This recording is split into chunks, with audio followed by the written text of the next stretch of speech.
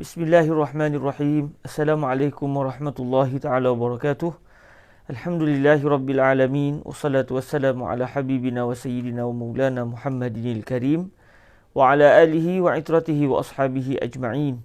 Ashhadu an la ilaha illallah wahdahu la syarika lah wa ashhadu anna habibana wa sayyidina wa maulana Muhammadan abdullahi wa rasuluh wa safiyuhu min khalqihi wa habibuh addal amanah wa ballagha risalah ونصح الأمة وكشف الله به الغمة اللهم صل وسلم وبارك على حبيبنا وسيدنا ومولانا محمد وعلى آل سيدنا ومولانا محمد وعلى أصحاب سيدنا ومولانا محمد وعلى ذرية سيدنا محمد وعلى أمة سيدنا محمد صلى الله عليه وآله وسلم أما بعد. Alhamdulillah, kita mengucapkan setinggi-tinggi kesyukuran kepada Allah Subhanahu Wa Taala. Kita terus menerus diberikan rezeki oleh Allah dapat berada dalam satu majlis ilmu yang kita akan cuba berusaha mengenal baginda Nabi alaihi salatu wasalam, dan kita akan cuba untuk menjelajahi betapa tingginya kedudukan baginda Rasulullah sallallahu alaihi wasallam di sisi Allah tabaraka wa taala, yang semestinya apabila kita kenal siapakah baginda Nabi, maka akan lahirlah rasa cinta, rasa kekaguman kepada baginda Rasul alaihi salatu wassalam, dan cinta kepada Nabi membawa kepada kita akan memperolehi syurga Allah Subhanahu wa taala. Para hadirin yang dirahmati Allah Subhanahu wa taala, sebelum kita meneruskan pembacaan hadis-hadis yang berada dalam kitab An-Nafhatul Ilahiyah fi Salati ala Khairil Bariyah sallallahu alaihi wa alihi wasallam karangan Syekh Abdullah ibnu Muhammad ibnu Muhammad As-Siddiq Al-Ghumari, marilah sama-sama kita melaksanakan tanggungjawab kita, iaitu berzikir dan berselawat ke atas baginda Nabi alaihi salatu wasallam dengan zikir yang kita target, yang kita casarkan akan sampai kepada 1000 kali bacaan. Alhamdulillah, selawat ini telah kita baca sebanyak 133 kali. Kita dah sampai kepada 133 kali. Maka sekarang kita akan tambah lagi 33 supaya kita akan jadi 166 kali. InsyaAllah subhanahu wa ta'ala. Maka bersama-sama insyaAllah. Allahumma salli ala Sayyidina Muhammad salatan tunajjina biha min jami'il ahwali wal afat wa taqdi lana biha jami'al hajat وتطهرنا بها من جميع السيئات وترفعنا بها أعلى الدرجات وتبلغنا بها أقصى الغايات من جميع الخيرات في الحياة وبعد الممات وعلى آله وصحبه وسلم. اللهم صل على سيدنا محمد صلاة تنجينا بها من جميع الأهوال والآفات وتقضي لنا بها جميع الحاجات وتطهرنا بها من جميع السيئات وترفعنا بها أعلى الدرجات وتبلغنا بها أقصى الغايات من جميع الخيرات في الحياة وبعد الممات وعلى آله وصحبه وسلم.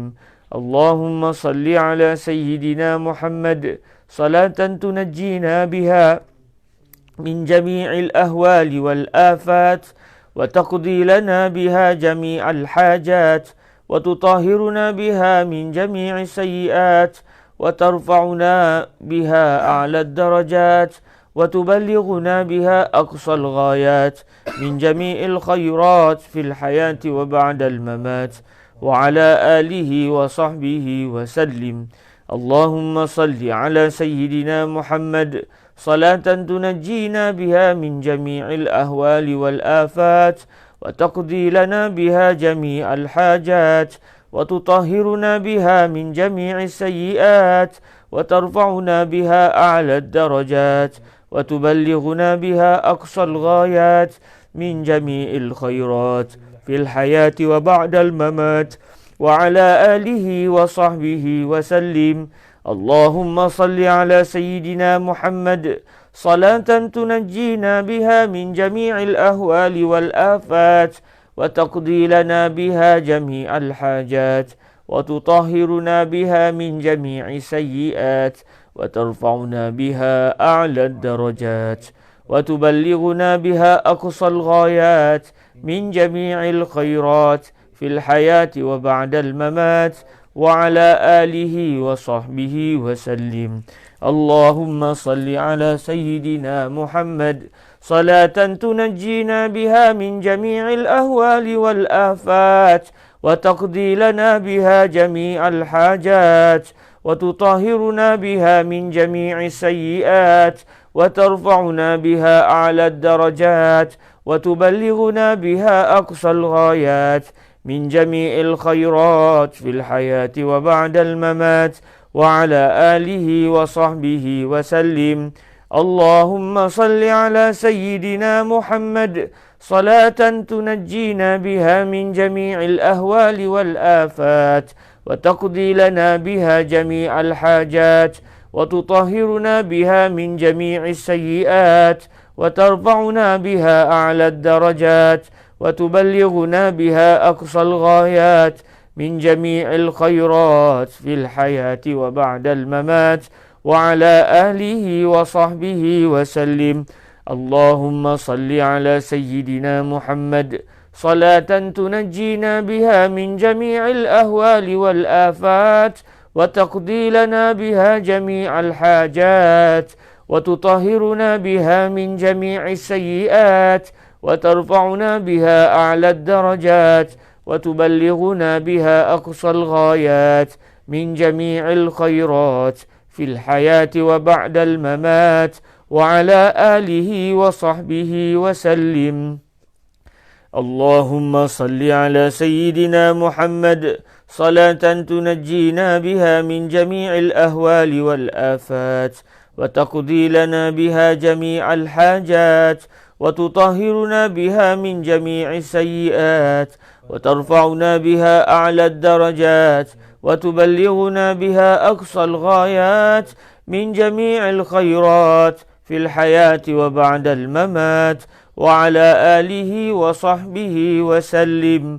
اللهم صل على سيدنا محمد صلاة تنجينا بها من جميع الأهوال والآفات وتقضي لنا بها جميع الحاجات وتطهرنا بها من جميع السيئات وترفعنا بها أعلى الدرجات وتبلغنا بها أقصى الغايات من جميع الخيرات في الحياة وبعد الممات وعلى آله وصحبه وسلم. اللهم صل على سيدنا محمد صلاة تنجينا بها من جميع الأهوال والآفات وتقضي لنا بها جميع الحاجات وتطهرنا بها من جميع السيئات وترفعنا بها أعلى الدرجات وتبلغنا بها أقصى الغايات من جميع الخيرات في الحياة وبعد الممات وعلى آله وصحبه وسلم. اللهم صل على سيدنا محمد صلاة تنجينا بها من جميع الأهوال والآفات وتقضي لنا بها جميع الحاجات وتطهرنا بها من جميع السيئات وترفعنا بها أعلى الدرجات وتبلغنا بها أقصى الغايات من جميع الخيرات في الحياة وبعد الممات وعلى آله وصحبه وسلم. اللهم صل على سيدنا محمد صلاة تنجينا بها من جميع الأهوال والآفات وتقضي لنا بها جميع الحاجات وتطهرنا بها من جميع السيئات وترفعنا بها أعلى الدرجات وتبلغنا بها أقصى الغايات من جميع الخيرات في الحياة وبعد الممات وعلى آله وصحبه وسلم. اللهم صل على سيدنا محمد صلاة تنجينا بها من جميع الأهوال والآفات وتقضي لنا بها جميع الحاجات وتطهرنا بها من جميع السيئات وترفعنا بها أعلى الدرجات وتبلغنا بها أقصى الغايات من جميع الخيرات في الحياة وبعد الممات وعلى آله وصحبه وسلم. اللهم صل على سيدنا محمد صلاة تنجينا بها من جميع الأهوال والآفات وتقضي لنا بها جميع الحاجات وتطهرنا بها من جميع السيئات وترفعنا بها أعلى الدرجات وتبلغنا بها أقصى الغايات من جميع الخيرات في الحياة وبعد الممات وعلى آله وصحبه وسلم. اللهم صل على سيدنا محمد صلاة تنجينا بها من جميع الأهوال والآفات وتقضي لنا بها جميع الحاجات وتطهرنا بها من جميع السيئات وترفعنا بها أعلى الدرجات وتبلغنا بها أقصى الغايات من جميع الخيرات في الحياة وبعد الممات وعلى آله وصحبه وسلم. اللهم صل على سيدنا محمد صلاة تنجينا بها من جميع الأهوال والآفات وتقضي لنا بها جميع الحاجات وتطهرنا بها من جميع السيئات وترفعنا بها أعلى الدرجات وتبلغنا بها أقصى الغايات من جميع الخيرات في الحياة وبعد الممات وعلى آله وصحبه وسلم. اللهم صل على سيدنا محمد صلاة تنجينا بها من جميع الأهوال والآفات وتقضي لنا بها جميع الحاجات وتطهرنا بها من جميع السيئات وترفعنا بها أعلى الدرجات وتبلغنا بها أقصى الغايات من جميع الخيرات في الحياة وبعد الممات وعلى آله وصحبه وسلم. اللهم صل على سيدنا محمد صلاة تنجينا بها من جميع الأهوال والآفات وتقضي لنا بها جميع الحاجات وتطهرنا بها من جميع السيئات وترفعنا بها أعلى الدرجات وتبلغنا بها أقصى الغايات من جميع الخيرات في الحياة وبعد الممات وعلى آله وصحبه وسلم. اللهم صل على سيدنا محمد صلاة تنجينا بها من جميع الأهوال والآفات وتقضي لنا بها جميع الحاجات وتطهرنا بها من جميع السيئات وترفعنا بها أعلى الدرجات وتبلغنا بها أقصى الغايات من جميع الخيرات في الحياة وبعد الممات وعلى آله وصحبه وسلم.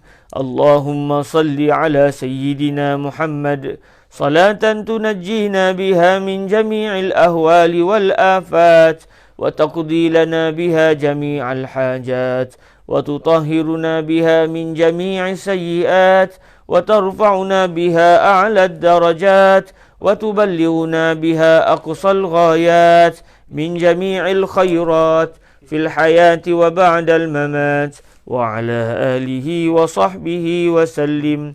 اللهم صل على سيدنا محمد صلاة تنجينا بها من جميع الأهوال والآفات وتقضي لنا بها جميع الحاجات وتطهرنا بها من جميع السيئات وترفعنا بها أعلى الدرجات وتبلغنا بها أقصى الغايات من جميع الخيرات في الحياة وبعد الممات وعلى آله وصحبه وسلم. اللهم صل على سيدنا محمد صلاة تنجينا بها من جميع الأهوال والآفات وتقضي لنا بها جميع الحاجات وتطهرنا بها من جميع السيئات وترفعنا بها أعلى الدرجات وتبلغنا بها أقصى الغايات من جميع الخيرات في الحياة وبعد الممات وعلى آله وصحبه وسلم. اللهم صل على سيدنا محمد صلاة تنجينا بها من جميع الأهوال والآفات، وتقضي لنا بها جميع الحاجات، وتطهرنا بها من جميع السيئات، وترفعنا بها أعلى الدرجات، وتبلغنا بها أقصى الغايات من جميع الخيرات في الحياة وبعد الممات، وعلى آله وصحبه وسلم. اللهم صل على سيدنا محمد صلاة تنجينا بها من جميع الأهوال والآفات، وتقضي لنا بها جميع الحاجات، وتطهرنا بها من جميع السيئات، وترفعنا بها أعلى الدرجات، وتبلغنا بها أقصى الغايات من جميع الخيرات في الحياة وبعد الممات، وعلى آله وصحبه وسلم. اللهم صل على سيدنا محمد صلاة تنجينا بها من جميع الأهوال والآفات، وتقضي لنا بها جميع الحاجات، وتطهرنا بها من جميع السيئات، وترفعنا بها أعلى الدرجات، وتبلغنا بها أقصى الغايات من جميع الخيرات في الحياة وبعد الممات، وعلى آله وصحبه وسلم. اللهم صل على سيدنا محمد صلاة تنجينا بها من جميع الأهوال والآفات، وتقضي لنا بها جميع الحاجات، وتطهرنا بها من جميع السيئات، وترفعنا بها أعلى الدرجات، وتبلغنا بها أقصى الغايات من جميع الخيرات في الحياة وبعد الممات، وعلى آله وصحبه وسلم.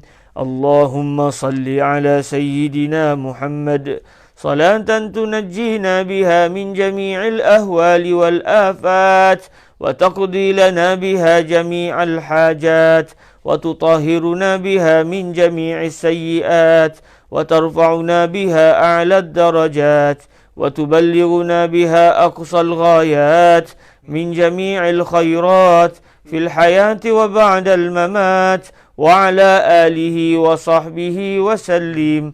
اللهم صل على سيدنا محمد صلاة تنجينا بها من جميع الأهوال والآفات، وتقضي لنا بها جميع الحاجات، وتطهرنا بها من جميع السيئات، وترفعنا بها أعلى الدرجات، وتبلغنا بها أقصى الغايات من جميع الخيرات في الحياة وبعد الممات، وعلى آله وصحبه وسلم. اللهم صل على سيدنا محمد صلاة تنجينا بها من جميع الأهوال والآفات، وتقضي لنا بها جميع الحاجات، وتطهرنا بها من جميع السيئات، وترفعنا بها أعلى الدرجات، وتبلغنا بها أقصى الغايات من جميع الخيرات في الحياة وبعد الممات، وعلى آله وصحبه وسلم.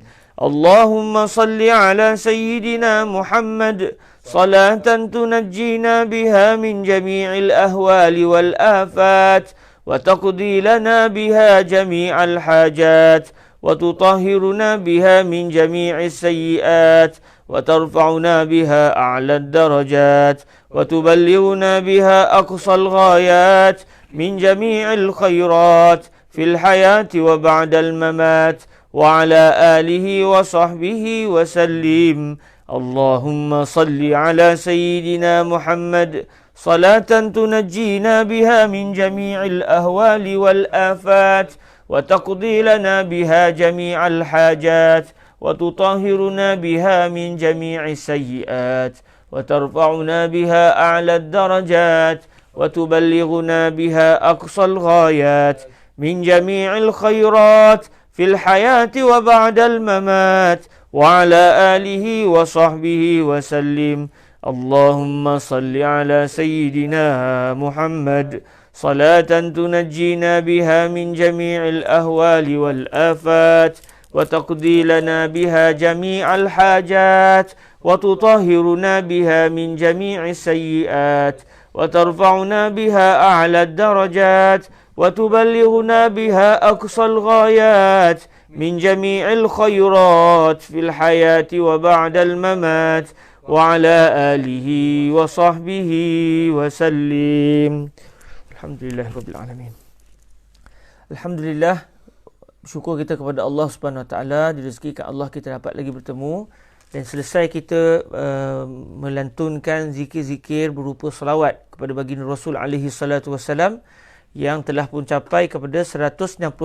Betul? 166 kali. Maknanya kita target 1000 kali. Maknanya depan kita InsyaAllah ada lagi beberapa majlis yang berterusan. Kita akan terus baca sikit sehingga kita dapat capai 1000 kali berselawat dengan selawat yang telah diilhamkan ataupun yang telah diberitahu oleh Nabi SAW kepada Syekh Musa Ad-Dari di dalam mimpi beliau. Sebab tu mereka ketika itu sedang dilanda angin taufan. Syekh Musa Ad-Dari dan juga orang yang bersama dengan beliau ketika itu di atas kapal, mereka sedang dilanda dengan satu angin yang sangat kuat. Maka ketika itu dengan takdir Allah beliau tiba tertidur dan Nabi hadir dalam mimpi beliau mengajarkan selawat yang telah kita baca sebentar tadi. Moga ianya menjadi sebab untuk Allah Ta'ala mengangkat bala yang sedang kita rasai seluruh dunia pada hari ini. Dalam masa yang sama, semoga Allah Ta'ala juga menjadikan barakat selawat ini memudahkan segala urusan kita. Tuan-tuan puan ada urusan, ada cita-cita, ada hajat, kami juga ada hajat, kita semua ada hajat. Maka moga-moga berkat selawat itu Allah Ta'ala tunaikan semua hajat-hajat yang terbuku di dalam hati kita semua. Allahumma amin. Para hadirin yang dirahmati Allah Subhanahu Wa Ta'ala, kita masuk pada hadis yang kelima. Pada hadis yang kelima hari ini, insya-Allah, hadis yang telah didatangkan oleh Syekh Abdullah bin Muhammad As-Siddiq Al-Ghumari melalui riwayat Sayyidina Al-Hasan ibn Ali radhiyallahu taala anhuma wa ardahuma. Bi isnadina ila Asy-Syaikh Abdullah ibn Muhammad As-Siddiq Al-Ghumari min khilal Syekhina Asy-Syaikh Yusri ibn Rushdi Al-Hasani radhiyallahu ta'ala anhuma wa ardahuma wa nafa'ana Allahu bi'ulumihima wa 'ulumi masyayikhihima wa talamizatihima wa qurra'i musannafatihima wa syurrahihima Allah wa syurrahiha Allahumma amin. Qala Asy-Syaikh Abdullah ibn Muhammad As-Siddiq Al-Ghumari al-hadis al-khamis. Hadis yang ke-5. Kita akan lihat hadis yang ke-5 pada hari ini. Anil Hasan ibn Ali radhiyallahu anhuma qala Rasulullah sallallahu alaihi wa alihi wasallam haitsu ma kuntum fasallu alaihi fa inna salatakum tablughuni rawahu at-Tabarani fil kabir wal awsat wa isnaduhu hasan wa rawahu ibn Abi Syaibah fi al-Musannaf بإسناد صحيح من طريق حسن بن علي رضي الله عنهم قال رسول الله صلى الله عليه وآله وسلم لا تجعلوا قبري عيدا ولا تجعلوا بيوتكم قبورا وصلوا علي حيثما كنتم فإن صلاتكم تبلغني. Ini adalah dua hadis yang didatangkan oleh Syekh Abdullah bin Muhammad As-Siddiq Al-Ghumari menerusi tajuk hadis yang ke-5. Para hadirin yang dirahmati Allah Subhanahu Wa Taala, cuba kita tengok satu persatu terjemahan kepada hadis ini. Daripada Sayyidina Al-Hasan ibni Ali radhiyallahu anhuma. Daripada Sayyidina Al-Hasan bin Sayyidina Ali radhiyallahu anhuma. Sayyidina Hasan cucu Nabi, manakala Sayyidina Ali adalah merupakan sepupu merangkap anak menantu baginda Nabi alaihi salatu wasallam. Jadi kita berkenalan sebentar dengan Sayyidina Al-Hasan ibni Ali radhiyallahu taala anhuma. Sayyidina Al-Hasan macam saya sebut tadi, beliau adalah cucu kepada baginda Nabi SAW. Sebab Sayyidina Ali ada anak, Sayyidina Al-Hasan dan juga Sayyidina Al-Husain. Jadi Sayyidina Al-Hasan merupakan cucu langsung Nabi SAW. Ibu kepada Sayyidina Al-Hasan tidak lain tidak bukan adalah puteri Nabi SAW sendiri, iaitu Sayyidatuna Fatimah Az-Zahra. Sayyidina Al-Hasan lahir pada pertengahan Ramadan. Pada pertengahan Ramadan tahun 3 Hijriah. Maksudnya beliau lahir pada bulan Ramadan tahun 3 Hijriah. Maksudnya setelah Nabi berada di Madinah 3 tahun, pada bulan Ramadan tahun ketiga itu lahirlah Sayyidina Al-Hasan. Sayyidina Hasan lahir dulu, baru Sayyidina Husain. Sayyidina Hasan adalah abang. Ada juga pendapat mengatakan yang beliau lahir pada tarikh yang lain, bukan pada pertengahan bulan Ramadan tahun 3 Hijriah. Perkara ini biasa berlaku dalam menentukan tarikh. Tarikh bila orang lahir, bila orang meninggal, itu biasa berlaku di kalangan generasi para sahabat, sebab masing-masing menceritakan apa yang mereka tahu. Jadi orang ni nak cerita macam ni, orang ni cerita begini, tak pasti dengan tepat. Tapi yang biasa orang sebut, beliau lahir pada pertengahan bulan Ramadan tahun 3 Hijriah. Jadi para hadirin yang dirahmati Allah Subhanahu Wa Taala, Sayyidina Al-Hasan ni beliau dengan Sayyidina Al-Husain, subhanallah, Allah Taala mentakdirkan Sayyidina Al-Hasan ni beliau mirip dengan Nabi SAW dari segi rupa bentuk. Jadi wajah Sayyidina Al-Hasan, tubuh badan Sayyidina Al-Hasan hampir dengan tubuh badan Nabi SAW. Jadi kata para ulama, Sayyidina Al-Hasan daripada kepala beliau sampai ke tengah badan beliau itu persis dengan wajah dan juga badan Nabi. Manakala Sayyidina Al-Husain pula daripada tengah badan sampai ke kaki. Daripada tengah badan beliau sampai ke hujung kaki beliau, itu persis dengan tengah badan Nabi sampai hujung badan Nabi. Jadi Allah Ta'ala menjadikan Sayyidina Al-Hasan ini dengan Sayyidina Al-Husain, kedua-dua mereka memiliki rupa bentuk yang hampir sama dengan rupa bentuk baginda Nabi SAW. Sayyidina Al-Hasan daripada hulu Sayyidina Al-Hasan, daripada kepala Sayyidina Al-Hasan sampai ke tengah badan Sayyidina Al-Hasan tu, bila orang tengok, orang akan kata subhanallah, macam hulu Nabi SAW dan juga macam badan baginda Nabi SAW. Adapun Sayyidina Al-Husain macam saya sebut tadi, daripada pusat beliau sampai ke kaki, itu hampir dengan rupa bentuk badan baginda Nabi SAW dari segi tengah badan Nabi sampai ke ujung kaki Nabi. Sayyidina Al-Hasan ni cucu Nabi. Satu hari Nabi pernah sebut, Nabi pernah berdoa kepada Allah Subhanahu Wa Taala, Allahumma inni uhibbuh. Ya Allah, sesungguhnya aku mencintainya, iaitu mencintai Sayyidina Al-Hasan. Fa ahibbahu wa ahibba man yuhibbuhu. Ya Allah, cintailah Sayyidina Al-Hasan. Kasihlah Sayyidina Al-Hasan ya Allah, dan cintailah orang yang mencintai Sayyidina Al-Hasan. Jadi Nabi menyatakan dalam doa beliau, ya Allah, saya sayang kepada Sayyidina Al-Hasan, cucu saya. Ya Allah, sayangi jugalah Sayyidina Al-Hasan, dan sayangilah setiap orang yang sayang kepada Sayyidina Al-Hasan. Bila Nabi dah jatuh hati dengan seseorang, itu sebenarnya dah tanda dah bahawa Allah cinta kepada orang tersebut. Sebab Nabi tidak akan mencintai orang yang dibenci oleh Allah. Namun dalam doa ini, Nabi berdoa kepada Allah, ya Allah, saya cinta kepada Al-Hasan, maka cintailah Sayyidina Al-Hasan. Maksudnya, ya Allah, terus-meneruslah anda, ya Allah, mencintai Sayyidina Al-Hasan. Jangan cinta pada satu waktu, tidak pada waktu yang lain. Maknanya sepanjang masa, ya Allah, cintailah Sayyidina Al-Hasan. Sebab Nabi bila sayang dengan seseorang, itu tanda Allah Ta'ala sayang. Itu dah memang tanda dah. Tapi Nabi kata, ya Allah, saya suka Sayyidina Al-Hasan, maka cintailah Sayyidina Al-Hasan. Maksudnya, ya Allah, teruskanlah cintamu kepada Sayyidina Al-Hasan.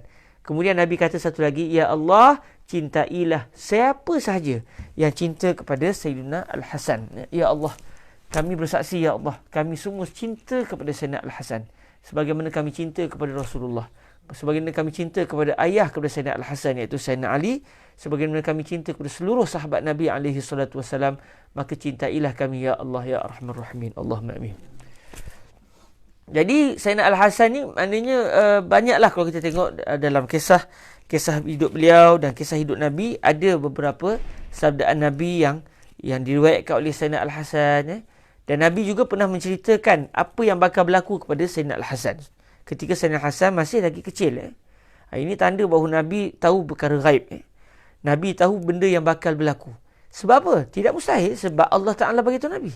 Sebab Nabi adalah merupakan utusan Allah.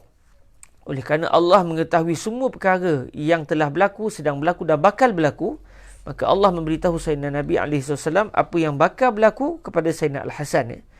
Pada hayat Nabi SAW, Rasulullah pernah bersabda, Inna bni haza sayyidun. Sesungguhnya anakku ini, maksud anakku sini, maksud dia cucuku ini. Maknanya, sayangnya Nabi kepada Sayyidina Hasan sampai menganggap Sayyidina Hasan bukan macam cucu dah, macam anak sendiri.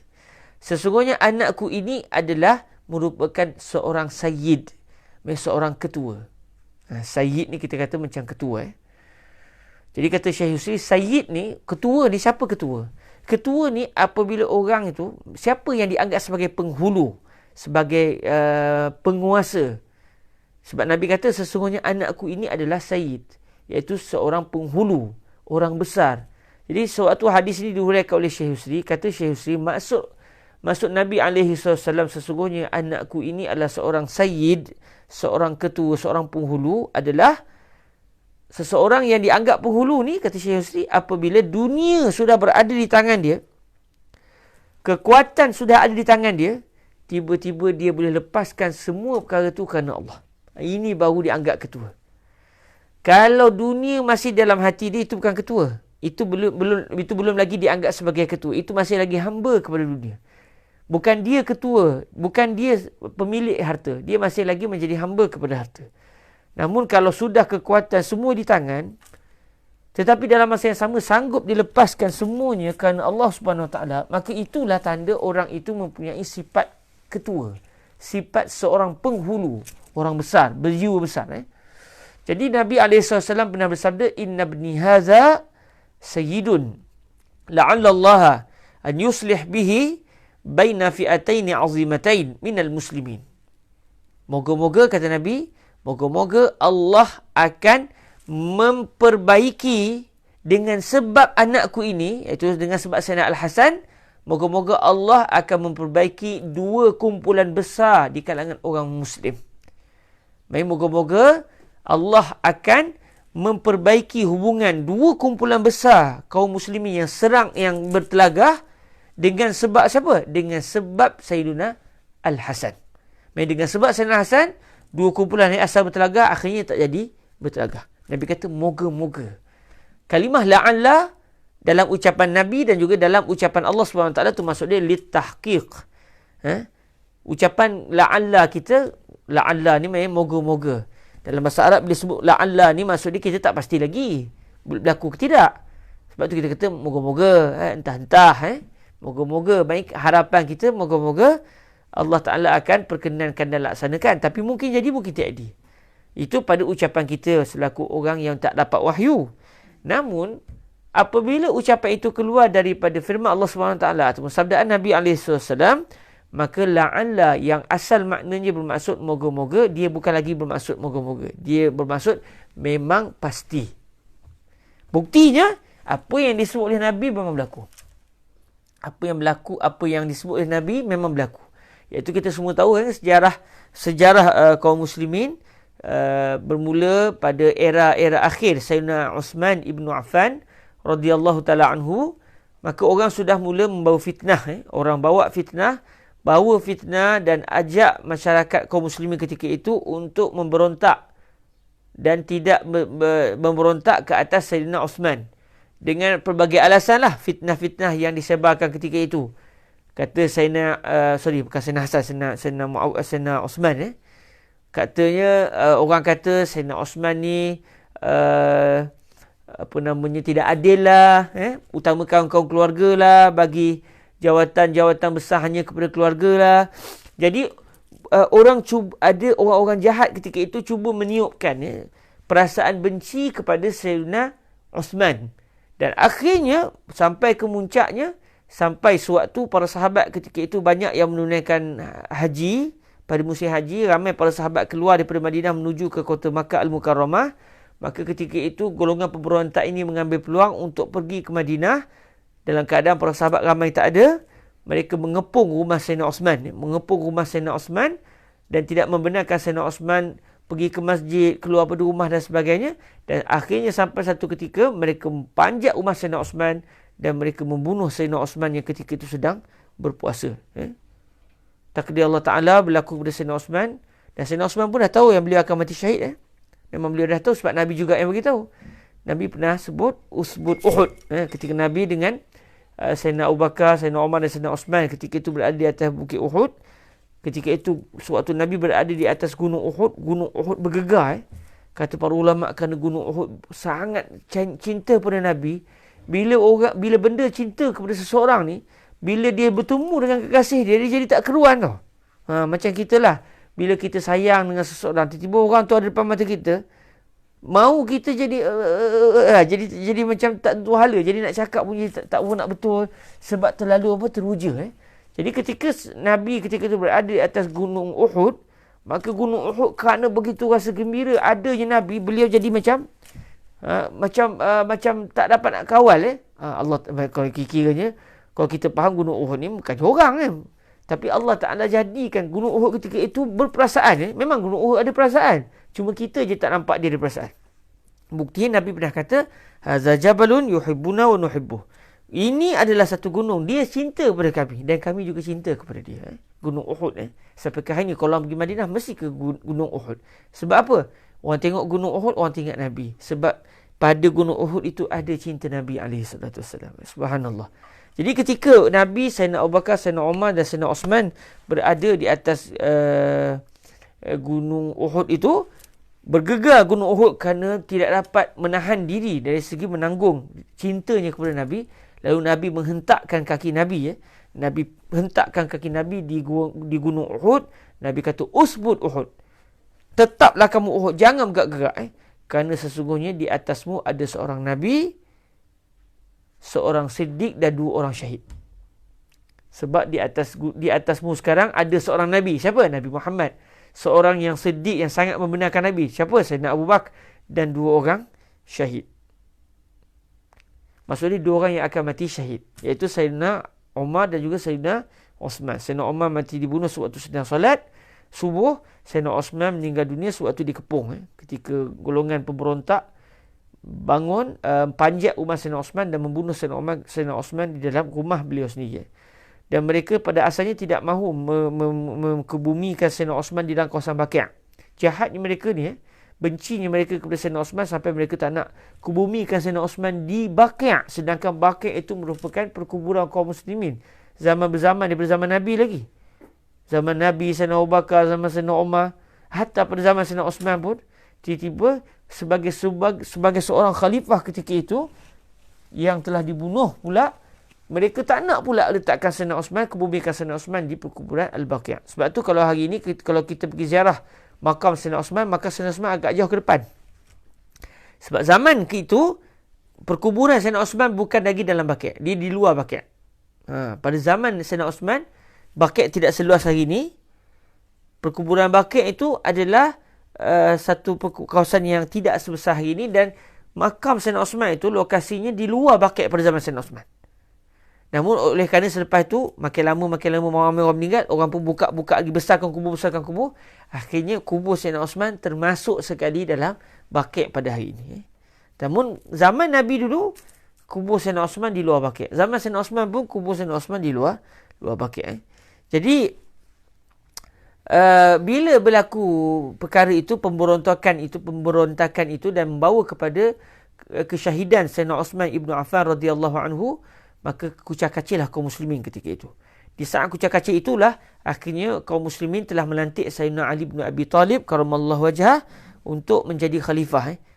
Tapi ketika itu memang berlaku juga salah faham. Sebab keluarga-keluarga Sayyidina Osman menuntut daripada Sayyidina Ali agar diserahkan kepada keluarga mereka, serahkan kepada keluarga Sayyidina Osman pembunuh Sayyidina Osman. Sebab dengan tujuan mereka nak melakukan qisas. So, ketika Sayyidina Ali jadi khalifah, umat Islam ketika itu sudah kucak-kacir. Dengan wafatnya Sayyidina Osman, marah orang lagi dengan Sayyidina Osman. Lepas tu ada golongan yang sakit, yang tak setuju dengan pembunuhan. Yalah, memang kita pun tak setuju. Jadi ketika itu Sayyidina Ali akhirnya dilantik menjadi pemerintah ketika itu. Dalam masa yang sama, para sahabat banyaknya di Mekah. Sayyidatuna Aisyah ada di Mekah. Sebab ketika itu musim haji. Jadi apabila perkara itu berlaku, Sayyidina Ali dilantik sebagai khalifah ketika itu. Jadi macam Sayyidina Muawiyah tak nak bersetuju untuk menerima Sayyidina Ali sebagai khalifah. Sebab Sayyidina Muawiyah daripada keluarga Sayyidina Osman.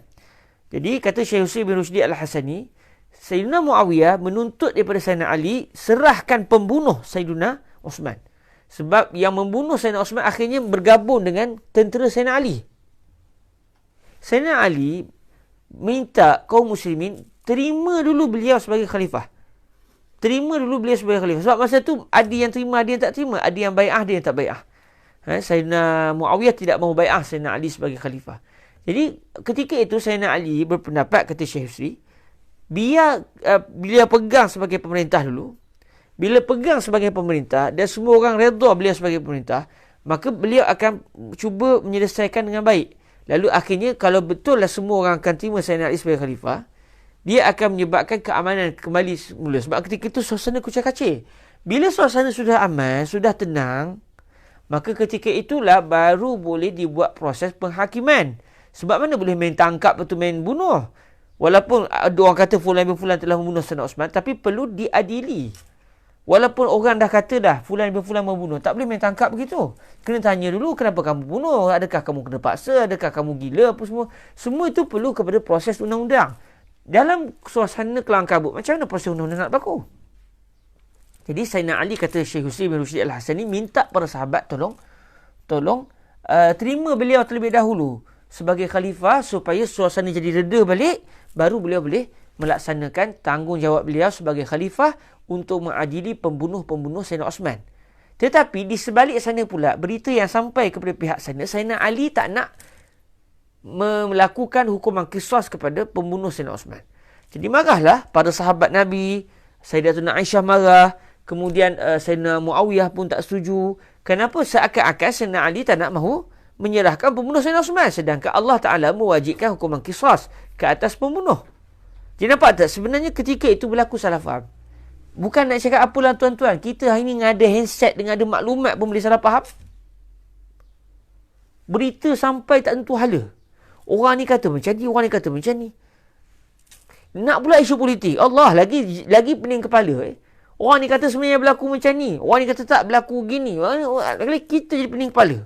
Sebab apa? Sebab banyak pihak berpendapat dengan berprasangka. Dalam masa yang sama, zaman sekarang mudah nak dapat maklumat dah. Dengan ada handset, dengan ada Facebook dan sebagainya. Bayangkan zaman Sayyidina Osman ketika itu. Maklumat tak sampai dengan tepat. Jadi menyebabkan akhirnya berlaku pertelingkahan yang sangat teruk.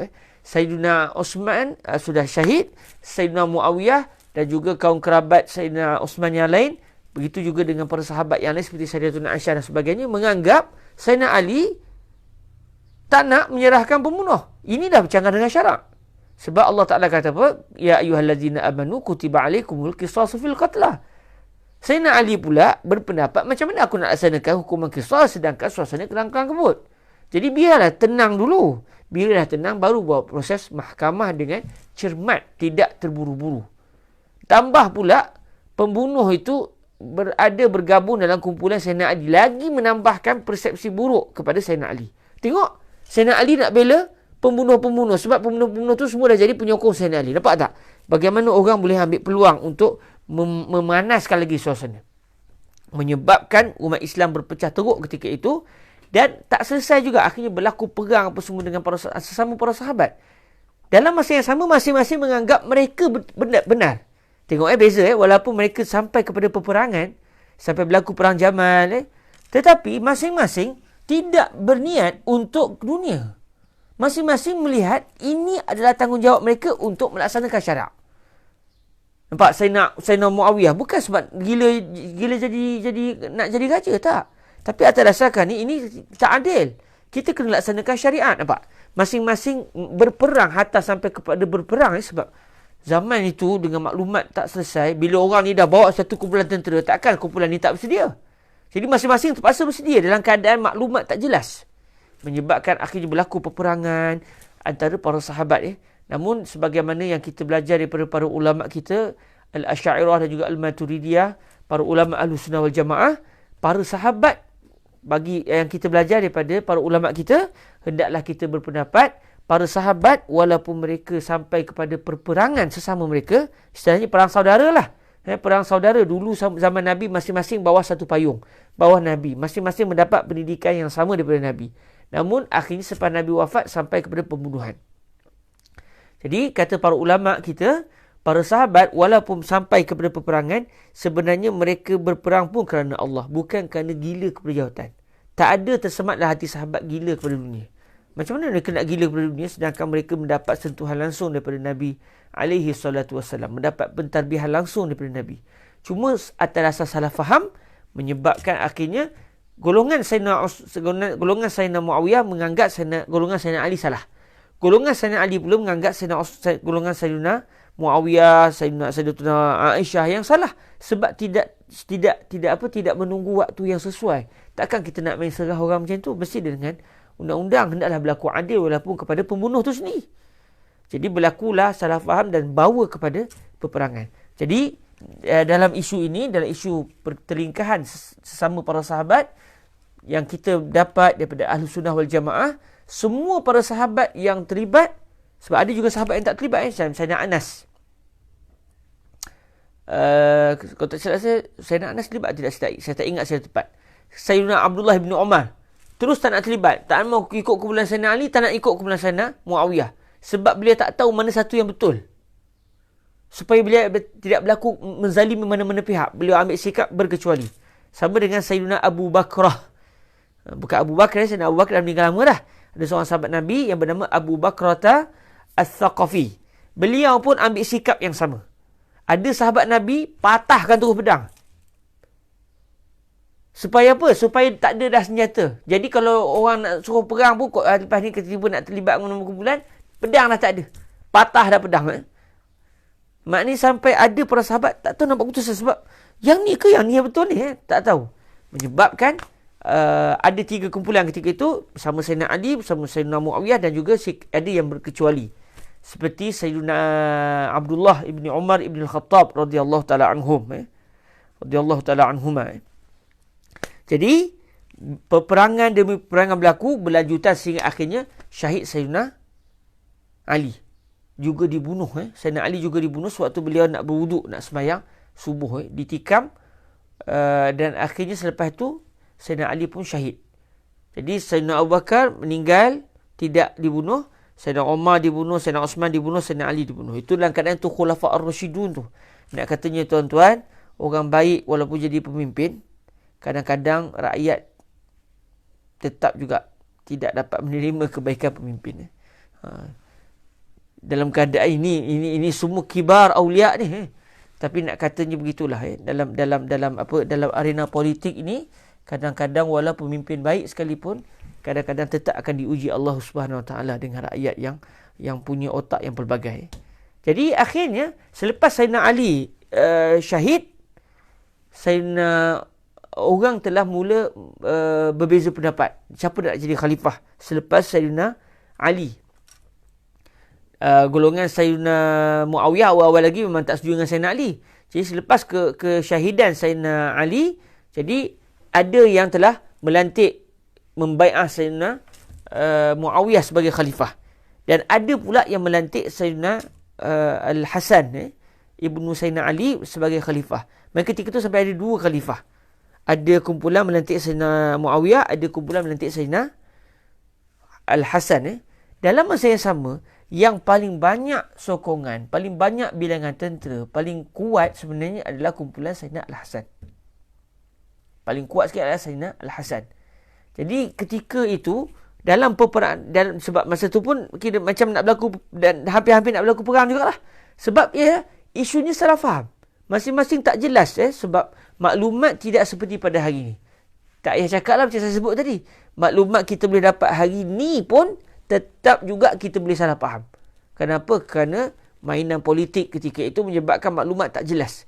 Bila begitu para hadirin rahmati Allah, sampai membawa hampir-hampir berlaku peperangan. Di saat itulah Sayyidina Al-Hasan, cucu Nabi SAW, di saat semua kekuatan yang kuat di tangan beliau. Bilangan tentera paling ramai beliau. Yang paling banyak berpengaruh beliau. Beliau melepaskan jawatan sebagai seorang khalifah dan menyerahkan jawatan tersebut kepada Sayyidina Muawiyah. Lalu dua kumpulan yang hampir berperang ni, dua-dua kaum muslimin ni. Ada para sahabat dua-dua kumpulan ni. Dengan sebab Sayyidina Al-Hasan melepaskan jawatan khalifah dan menyerahkan kepada Sayyidina Muawiyah, selamatlah darah kaum muslimin ke hari itu daripada tumpah. Dan tahun itu dipanggil sebagai Amul Jamaah, tahun perpaduan kaum muslimin. Jadi apa yang disebut oleh Nabi SAW berlaku akhirnya. Nabi kata, inna ibni haza sayyidun, sesungguhnya anakku ini, iaitu Sayyidina Al-Hasan, beliau adalah penghulu. Jadi kata Syekh Ali, inilah sikap penghulu. Seorang sayyid, seorang penghulu, seorang ketua. Siapa dia? Ketika dunia di tangan dia, kekuatan paling besar di tangan dia, dia lepaskan kerana Allah Subhanahu Wa Taala. Inilah baru orang yang dipanggil sebagai orang yang ada jiwa ketua. Nabi kata, inna ibni haza sayyidun wa la'alla Allah ayusliha bihi baina fi'atain azimatain minal muslimin. Moga-moga Allah akan memperbaikkan hubungan dua kumpulan yang bertelagah. Jadi baik sebab apa? Dengan sebab Sayyidina Al-Hasan. Akhirnya berlaku apa yang disebut oleh Nabi pada tahun Sayyidina Al-Hasan melepaskan jawatannya sebagai seorang khalifah. Jadi apabila Sayyidina Al-Hasan melepaskan jawatan, berakhirlah zaman Al-Khilafah Ar-Rashidah. Berakhirlah zaman khilafah. Sebab Nabi SAW pernah bersabda, dalam hadis ini telah diriwayatkan oleh Imam At-Tirmizi radhiyallahu taala anhu, Rasulullah bersabda, al-khilafatu fi ummati 30 sanah thumma mulkun ba'da zalik. Rasulullah kata al-khilafah, maknanya pemerintahan itu merupakan gantian daripada pemerintahanku. Nabi sebagai seorang pemerintah di Madinah, selepas Nabi wafat, siapa yang menggantikan tugas Nabi dengan cara yang macam Nabi, yang persis macam Nabi? Kata Nabi, al-khilafah fi ummati 30 sanah. Pemerintahan al-khilafah, khilafah Islamiyah di dalam umatku ini, sepanjang umat Islam ini daripada zaman Nabi sampai ke akhir zaman, berapa lama Allah Taala akan rezekikan kita khilafah? Kata Nabi SAW, selama 30 tahun. Khilafah di umatku ini hanya selama 30 tahun. Kemudian selepas berlalu 30 tahun itu, berlakulah kerajaan beraja. Summa mulkun ba'da zalik. Kemudian kerajaan beraja selepas itu. Bila Nabi sebut ni, suatu hayat Nabi, Nabi tahu kebenaran akan datang. Tengok, Allah Ta'ala yang bagi tahu Nabi, Nabi boleh sebut satu-satu benda yang bakal berlaku. Sebab tu bila kita baca hadis-hadis seperti ini, dan kita tahu Nabi sebut bila dan akhirnya berlaku, sejarah itu akhirnya berlaku, kita tahu subhanallah, betul-betul lah Nabi ni adalah utusan Allah yang tahu perkara ghaib. Sebab Allah yang memberitahu kepada Nabi. Dan ini membuktikan Nabi betul-betul seorang utusan Allah Subhanahu wa ta'ala.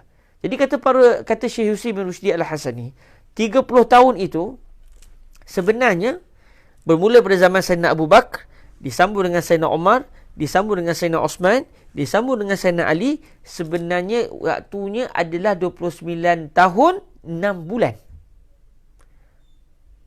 Jumlah itu, kata Syekh Yusri bin Rushdi Al-Hasani, start daripada zaman Sayyidina Abu Bakar dilantik sebagai khalifah. Tahun itu, kemudian setelah beliau meninggal dunia, wafat, digantikan dengan Sayyidina Umar. Selepas Sayyidina Umar wafat, digantikan dengan Sayyidina Osman. Selepas Sayyidina Osman syahid, digantikan dengan Sayyidina Ali. Selepas Sayyidina Ali syahid, masa Sayyidina Ali syahid tu berapa tahun jumlah semua tu? Jumlahnya 29 tahun 6 bulan. Tak cukup 6 bulan. Jadi 6 bulan yang berbaki itulah waktu Sayyidina Al-Hasan menjadi khalifah yang kelima. Jadi sebab tu kata Syekh Yusri bin Rushdi, sebenarnya kita banyak sebut khulafah yang 4 kan? Khalifah yang empat khulafah ar-Rashidin. Sebenarnya bukan 4, sebenarnya betul adalah 5. Iaitu yang kelima siapa? Orang kata Sayyidina Umar bin Abdul Aziz. Bukan. Sayyidina Umar bin Abdul Aziz termasuk di dalam era kerajaan beraja. Sebaliknya berada dalam ruang waktu 30 tahun awal yang Nabi kata khilafah dalam umatku ini hanya berlaku 30 tahun ini sajalah. selepas itu tak akan berlaku khilafah sampai ke hari kiamat, maka sebenarnya 30 tahun itu berakhir dengan 6 bulan Sayyidina Al-Hasan. Jadi kata Syekh Yusri bin Rushdi Al-Hasani, betapanya Sayyidina Al-Hasan, Allah Ta'ala bagi taufik kepada beliau supaya beliau tidak termasuk di dalam era yang bukan Al-Khilafah Ar-Rashidah. Jadi bila 6 bulan sudah berlalu, cukup 30 tahun, Sayyidina Al-Hasan melepaskan jawatan khalifah, diberikan kepada Sayyidina Muawiyah supaya beliau tidak termasuk di dalam zaman kerajaan beraja. Jadi cukup bila letak jawatan tu, genap-genap berlaku 30 tahun, maka bila Sayyidina Muawiyah dilantik sebagai, kalau ikut bahasa orang politik ni, dilantik sebagai khalifah lah. Tapi kalau ikut bahasa yang kita faham daripada hadis Nabi, dilantik sebagai raja. Awal raja dalam Islam adalah Sayyidina Muawiyah. Buktinya selepas Sayyidina Muawiyah meninggal dunia, dia bukan lagi pemerintah selepas itu semuanya daripada kekeluargaan Bani Umayyah. Lepas tu kita kata kerajaan Bani Umayyah. Cuma dalam bahasa kita sebut khalifah jugalah, biasa disebut dalam kitab-kitab. Itu adalah bahasa dari segi politik. Namun kata Syekh Yusri bin Rushdi, secara betulnya khalifah adalah 5 orang saja. Sayyidina Abu Bakar, Sayyidina Umar, Sayyidina Osman, Sayyidina Ali dan juga Sayyidina Al-Hasan. Bermula daripada Sayyidina Muawiyah sampailah jatuh kerajaan Turki Osmaniyah, itu semua kerajaan beraja. Itu bukan khilafah, walaupun kita kata khilafah Osmaniyah, Turkiyah, khilafah Abbasiyah. Yang betulnya adalah Al-Mulk. Al-Mulkul Osmani, Al-Mulku Al-Abbasi, Al-Mulku Al-Umawi. Itu yang betulnya kata Syekh Yusri. Kerana Nabi menyatakan selepas 30 tahun itu semuanya adalah kerajaan beraja. Cuma kebanyakan kerajaan beraja ni jahat lah. Kerajaan beraja ni start pada Bani Umayyah, sambung dengan Bani Abbasiyah, sambung dengan Turki Osmaniyah. Boleh kata kata-kata ni jahat. Cuma dalam zaman-zaman tu lahir jugalah, muncul jugalah pemimpin yang baik. Dimulai dengan Sayyidina Muawiyah semestinya. Sayyidina Muawiyah ni sahabat Nabi kan. Semestinya beliau adalah dalam kerajaan beraja tu, kerajaan beraja terbaik adalah zaman Sayyidina Muawiyah lah. Sebab kalau kita tengok Islam tersebar kan, Islam tersebar di banyak tempat dengan pada zaman era Sayyidina Muawiyah ibnu Abi Sufyan radhiyallahu anhuma. Kemudian kita biasa dengar kisah tentang Sayyidina Umar ibnu Abdul Aziz.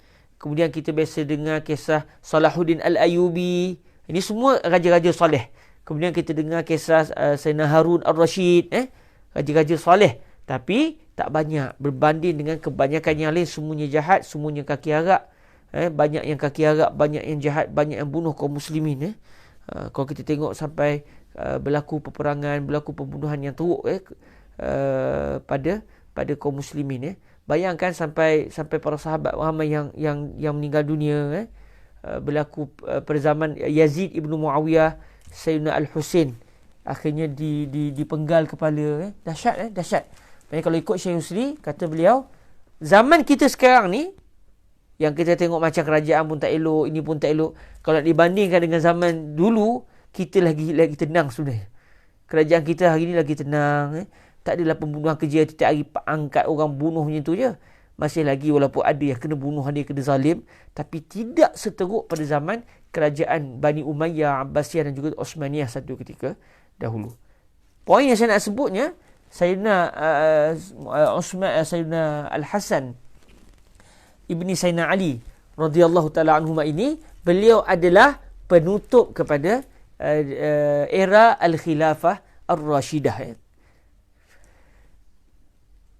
Para hadirin yang dirahmati Allah Subhanahu wa taala, Sayyidina Uthman ibnu Affan radhiyallahu Sayyidina Al-Hasan Al-Basri, Sayyidina Al-Hasan ibnu Sayyidina Ali radhiyallahu anhuma meninggal dunia pada tahun 59 Hijriyah. Ada juga pendapat mengatakan bukan tahun 59, tahun yang lain. Cuma ada pendapat mengatakan beliau meninggal dunia pada tahun 59 Hijriyah. Asal-asalnya kaum keluarga Nabi SAW ketika itu nak mengkebumikan Sayyidina Al-Hasan di dalam kawasan pemakaman Rasulullah sallallahu alaihi wasallam. Namun ketika itu kerajaan Bani Umayyah tak setuju. Kerajaan Bani Umayyah tak setuju, menyebabkan akhirnya Sayyidina Al-Hasan telah dikebumikan di perkuburan Al-Baqi'. Tidak bersama dengan datuk datuk beliau Nabi SAW. Ini semua takdir Allah Ta'ala lah. Allah Ta'ala yang takdirkan untuk Sayyidina Al-Hasan dikebumikan di perkuburan Al-Baqi', bukan bersebelahan dengan Nabi, Sayyidina Abu Bakar dan juga Sayyidina Umar. Wallahu ta'ala a'la wa a'lam. Itulah secara kasar tentang Sayyidina Hasan. Jadi dalam hadis yang kita nak pelajari ini, hadis ini riwayat Sayyidina Al-Hasan. Sayyidina Hasan anak kepada Sayyidina Ali. Alang dah sebut nama Sayyidina Ali ni, kita baca sikit, kita tengok sikit apa pula kisah Sayyidina Ali karamallahu wajhahu alaihi salam radhiyallahu taala anhu wa ardahu. Sayyidina Ali ni sebenarnya kita sedia maklum adalah sepupu Rasulullah sallallahu alaihi wasallam. Sepupu merangkap anak angkat, merangkap anak menantu. Sayyidina Ali. Sebab sewaktu Sayyidina Ali kecil, ketika itu Rasulullah sallallahu alaihi wasallam yang memelihara Sayyidina Ali. Maknanya Nabi nak membalas jasa bapa saudara baginda iaitu Abu Talib. Sewaktu Nabi kecil dulu, selepas kewafatan datuk Nabi Sayyidina Abdul Muttalib, maka Nabi telah dijaga oleh bapa saudara baginda yang tercinta iaitu Abu Talib. Abu Talib. Jadi sewaktu Nabi kecil dulu, Nabi bersama dengan Abu Talib. Akhirnya selepas Nabi sudah berkahwin dengan Sayyidatuna Khadijah bintu Khuwailid, maka Nabi ingin membalas jasa bapa saudara baginda iaitu Abu Talib. Maka Nabi telah meminta agar Sayyidina Ali dipelihara oleh Nabi. Jadi Sayyidina Ali itu membesar dalam rumah Nabi. Sebab tu ada ulama berpendapat sahabat Nabi yang mula-mula masuk Islam adalah Sayyidina Ali. Ada yang berpendapat begitu. Dan yang dipegang oleh guru kami Syekh Yusri bin Rushdi Al-Hasani, bila ditimbulkan siapakah orang yang mula-mula masuk Islam, Sayyidina Abu Bakar atau Sayyidina Ali atau Sayyidatuna Khadijah, maka kalau menurut Sayyidina Syekh Yusri bin Rushdi Al-Hasani, beliau lebih cenderung kepada mengatakan yang mula-mula memeluk agama Islam adalah dalam rumah Nabi sendiri, iaitu Sayyidatuna Khadijah dengan Sayyidina Ali. Selepas itulah baru tersebar berita kepada luar, akhirnya Sayyidina Abu Bakar masuk Islam. Sebab apa? Sebab Sayyidina Ali tinggal dalam rumah Nabi sendiri. Selepas Nabi turun daripada Gua Hira, ketika Nabi dah terima wahyu, berita ni dah diketahui oleh ahli keluarga. Cuma kata Syekh Yusri bin Rushdi, ini pendapat beliau lah. Pendapat beliau, iaitu Sayyidina Ali adalah orang yang mula-mula memeluk agama Islam sama sekali dengan Sayyidatuna Khadijah. Cuma tak dapat dipastikan lah siapa yang betul-betul mula-mula secara mutlak. Cuma mereka berdua lah antara yang mula-mula. Sayyidina Abu Bakar selepas itu. Cuma kata Syekh Yusri bin Rushdi, oleh kerana benda ni tak jelas, orang ni kata begini, orang ni kata begini, akhirnya para ulama kita buat satu kesimpulan mudah. Di kalangan wanita yang mula-mula masuk Islam siapa? Sayyidatuna Khadijah. Di kalangan kanak-kanak yang mula-mula masuk Islam siapa dia? Sayyidina Ali. Di kalangan orang dewasa yang mula-mula memeluk agama Islam siapa dia? Sayyidina Abu Bakar. Supaya digabungkan ketiga-tiganya dengan dinisbahkan bahawa mereka adalah orang yang terawal memeluk agama Islam. Dari segi kanak-kanak siapa? Sayyidina Ali yang mula-mula masuk Islam. Di kalangan wanita siapa? Sayyidatuna Khadijah. Di kalangan orang dewasa, lelaki siapa? Sayyidina Abu Bakar. Tapi siapa yang mula-mula secara mutlak? Ada yang kata Sayyidina Abu Bakar, ada yang kata Sayyidatuna Khadijah, ada yang kata Sayyidina Ali. Yang dipegang oleh Syekh Yusri bin Rushdi pula adalah kemungkinan besarnya sama ada Sayyidatuna Khadijah atau Sayyidina Ali. Dan kemungkinan juga serentak. Sebab mereka berada dalam rumah Nabi SAW. Jadi Sayyidina Ali Ibni Abi Talib ini adalah merupakan merupakan anak angkat Nabi, yang tinggal di dalam rumah Nabi sendiri. Dalam masa yang sama, beliau juga adalah sepupu Nabi. Sebab ayah Nabi dengan ayah Sayyidina Ali dua beradik. Abu Talib dengan Sayyidina Abdullah dua beradik. Dalam masa yang sama, Sayyidina Ali juga akhirnya mengahwini Sayyidatuna Fatimah. Kahwin sepupu lah maknanya. Sayyidina Ali dengan Sayyidatuna Fatimah jadi dua pupu. Dua pupu lah. Sebab Rasulullah dengan Sayyidina Ali sepupu maknanya Sayyidina Ali kahwin dengan anak sepupu baginda. Itu berkahwin dengan anak Sayyidina Rasulullah. Jadi dia bukan sepupu betul lah. Jadi Rasulullah dengan Sayyidina Ali sepupu. Sayyidina Ali kahwin dengan anak sepupu. Itu Sayyidatuna Fatimah jadi anak sepupu Sayyidina Ali. Bila sebut Sayyidina Ali ni, kita akan teringatlah kisah bapa saudara Sayyidina Ali. Bapa Sayyidina Ali iaitu Abu Talib. Kebanyakan para ulama kita mengatakan Abu Talib ni meninggal dunia dalam keadaan tidak beriman kepada Allah Subhanahu Wa Taala. Walaupun menyokong Nabi, tetapi beliau tidak beriman kepada Allah Subhanahu Wa Taala. Cuma apa yang dipegang oleh guru kami Syekh Yusri bin Rushdi dan juga Syekh Ali Jum'ah, dan juga sebahagian para ulama seperti Syekh Zaini Dahlan dan juga ulama-ulama yang lain, cuma dia pendapat segelintir di kalangan Ahlussunnah lah. Kebanyakan Ahlussunnah mengatakan bapa Sayyidina Ali iaitu Abu Talib, bapa saudara Nabi ni adalah meninggal dunia keadaan tidak beriman kepada Allah Subhanahu Wa Taala. Cuma ada segelintir Ahlussunnah seperti Syekh Zaini Dahlan dan yang mutaakhir ni seperti Syekh Ali Jum'ah, Syekh Yusri bin Rushdi dan juga ulama-ulama yang lain, mereka berpendapat bahawa bapa saudara Nabi ini dia tidak Muslim tapi mukmin. Iaitu Abu Talib ini, bapa kepada Sayyidina Ali ini, iaitu bapa saudara Nabi SAW, beliau tidak Muslim tetapi mukmin. Maknanya secara zahir beliau tidak melafazkan syahadah. Beliau tidak mengatakan dengan jelas yang beliau memeluk agama Islam. Jadi secara hukum atas dunia ini, beliau dihukum sebagai seorang yang bukan Islam. Sebab itu kita pun tak sebut bapa saudara Nabi ini termasuk di kalangan sahabat sebab beliau bukan Muslim. Namun di dalam hati bapa saudara Nabi ini ada iman. Sebab beliau yang membenarkan, beliau yang menyuruh anak-anak beliau masuk Islam. Beliau Abu Talib ni yang menyuruh anak-anaknya agar masuk Islam. Kemudian isteri kepada Abu Talib ini masuk Islam. Jadi antara hujahnya juga adalah beliau menggalakkan orang masuk Islam.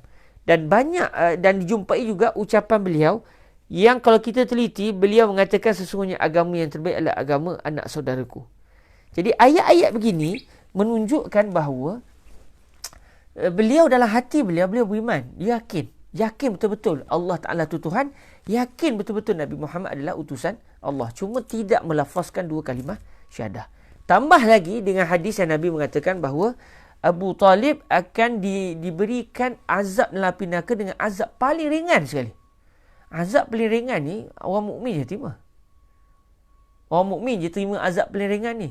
Kemudian beliau pula berada di permukaan neraka. Dalam hadis sebut Abu Talib ni akan berada di permukaan api neraka. Bukan di bahagian bawah, tapi di bahagian atas sekali api neraka. Bawah titian sirat tu. Jadi neraka tu mana neraka kaum mukmin yang jahat kepada Allah Ta'ala. Allah Ta'ala takdirkan mereka masuk api neraka. Lalu mereka akan berada di neraka itu. Neraka paling atas sekali. Neraka yang betul-betul berada di bawah titian sirat. Neraka yang paling ringan lah. Dari segi ketinggian yang paling atas sekali. Sebab betul-betul bawah titian sirat. Yang paling dahsyat sekali, yang paling dalam lah. Jadi ini semua, kata Syekh Yusri, adalah tanda bahawa Abu Talib sebenarnya beriman kepada Allah dan Rasul. Maknanya, orang yang dalam jiwanya ada iman, dia akan ke syurga Allah Subhanahu Wa Taala. Maknanya, kalaulah apa yang ditelah oleh guru kami benar, kita akan melihat bapa saudara Nabi satu hari nanti, kita akan jumpa dalam syurga Allah Subhanahu Wa Taala. InsyaAllah. Sebab beliau sayang Nabi, beliau pelihara Nabi, menggalakkan anak-anak beliau memeluk agama Islam. Cuma kenapa Sayyidina Abu Talib ini tidak memeluk agama Islam? Kata Syekh Yusri, kerana beliau ingin membela Nabi. Beliau nak menggunakan kedudukan beliau sebagai orang yang dihormati oleh musyrikin Makkah. Beliau nak gunakan status politik beliau itu untuk mempertahankan Nabi. Atas dasar ini anak saudaraku. Sebab kalau Abu Talib memeluk agama Islam, musyrikin Mekah akan tolak Abu Talib. Dia takkan pegang dah cakap Abu Talib. Jadi ijtihad beliau tak nak masuk Islam sebab nak pertahankan Nabi. Cuma salahlah cara begini. Sebab yang akan jaga Nabi adalah Allah SWT dan wajib kaum muslim mengucapkan dua kalimah syahadah. Maka dengan sebab itulah beliau akan juga menerima hukuman daripada Allah SWT, tapi sebentar saja insya-Allah biiznillah. Dan beliau akan ke syurga Allah Subhanahu Wa Taala. Allah yang Maha Adil tidak akan melakukan kezaliman kepada hamba-Nya. Kalau jiwa seseorang itu ada iman kepada Allah, yakin betul-betul Nabi Muhammad utusan Allah, yakin betul-betul Allah Taala itu adalah Tuhan, walaupun tidak melafazkan syahadah, dia akan ke syurga Allah Subhanahu Wa Taala. Sebab tu tidak mustahil dalam kubu-kubu orang muka Islam sekarang ni ada juga yang mukmin kepada Allah. Kadang-kadang ada yang kena desak, kena paksa, tak berani nak menyatakan Islam sebab kena paksa. Jadi kemungkinan itu memang ada. Cuma secara umumnya mazhab Ahlussunnah wal Jamaah, kebanyakan ulama mengatakan Abu Talib mati tidak beriman kepada Allah. Namun pandangan guru saya Syekh Yusri, pandangan Syekh Ali Jum'ah, pandangan ulama-ulama sebelum ni seperti Syekh Zaini Dahlan, mereka berpendapat bahawa sebenarnya Abu Talib ini dia beriman. Cuma dia bukan Muslim secara hukum. Sebab tu Nabi tidak bila meninggal secara bukan Muslim, dia tidak akan dikumikan dengan cara orang Islam. Sebab tidak ada bukti zahir. Cuma sangkaan itu dalam hati kita saja. Mungkin betul, mungkin tak betul. Namun kalaulah dalam hati Sayyidina Abu Talib ini ada iman kepada Allah, beliau akan masuk syurga. Dan kita pun sangat mengharapkan begitu. Sebab kita sonok bila dengar cerita Abu Talib sayang Nabi. Jadi orang yang sayang Nabi, kita suka kalau dia dalam syurga. Jadi saya sendiri memang suka dengan pandangan ini. Namun begitu, secara ilmiahnya memang, secara akademiknya memang berlaku perbezaan pandangan para ulama dalam isu ini. Jadi Sayyidina Ali bin Abi Talib, ibu beliau, iaitu isteri kepada Abu Talib, bernama Sayyidatuna Fatimah bintu Asad ibni Hashim. Fatimah bintu Asad. Sayyidatuna Fatimah bintu Asad ini adalah merupakan ibu saudara Nabi lah, alaihi salatu wassalam. Dan Sayyidatuna Fatimah ni memeluk agama Islam dengan jelas-jelas.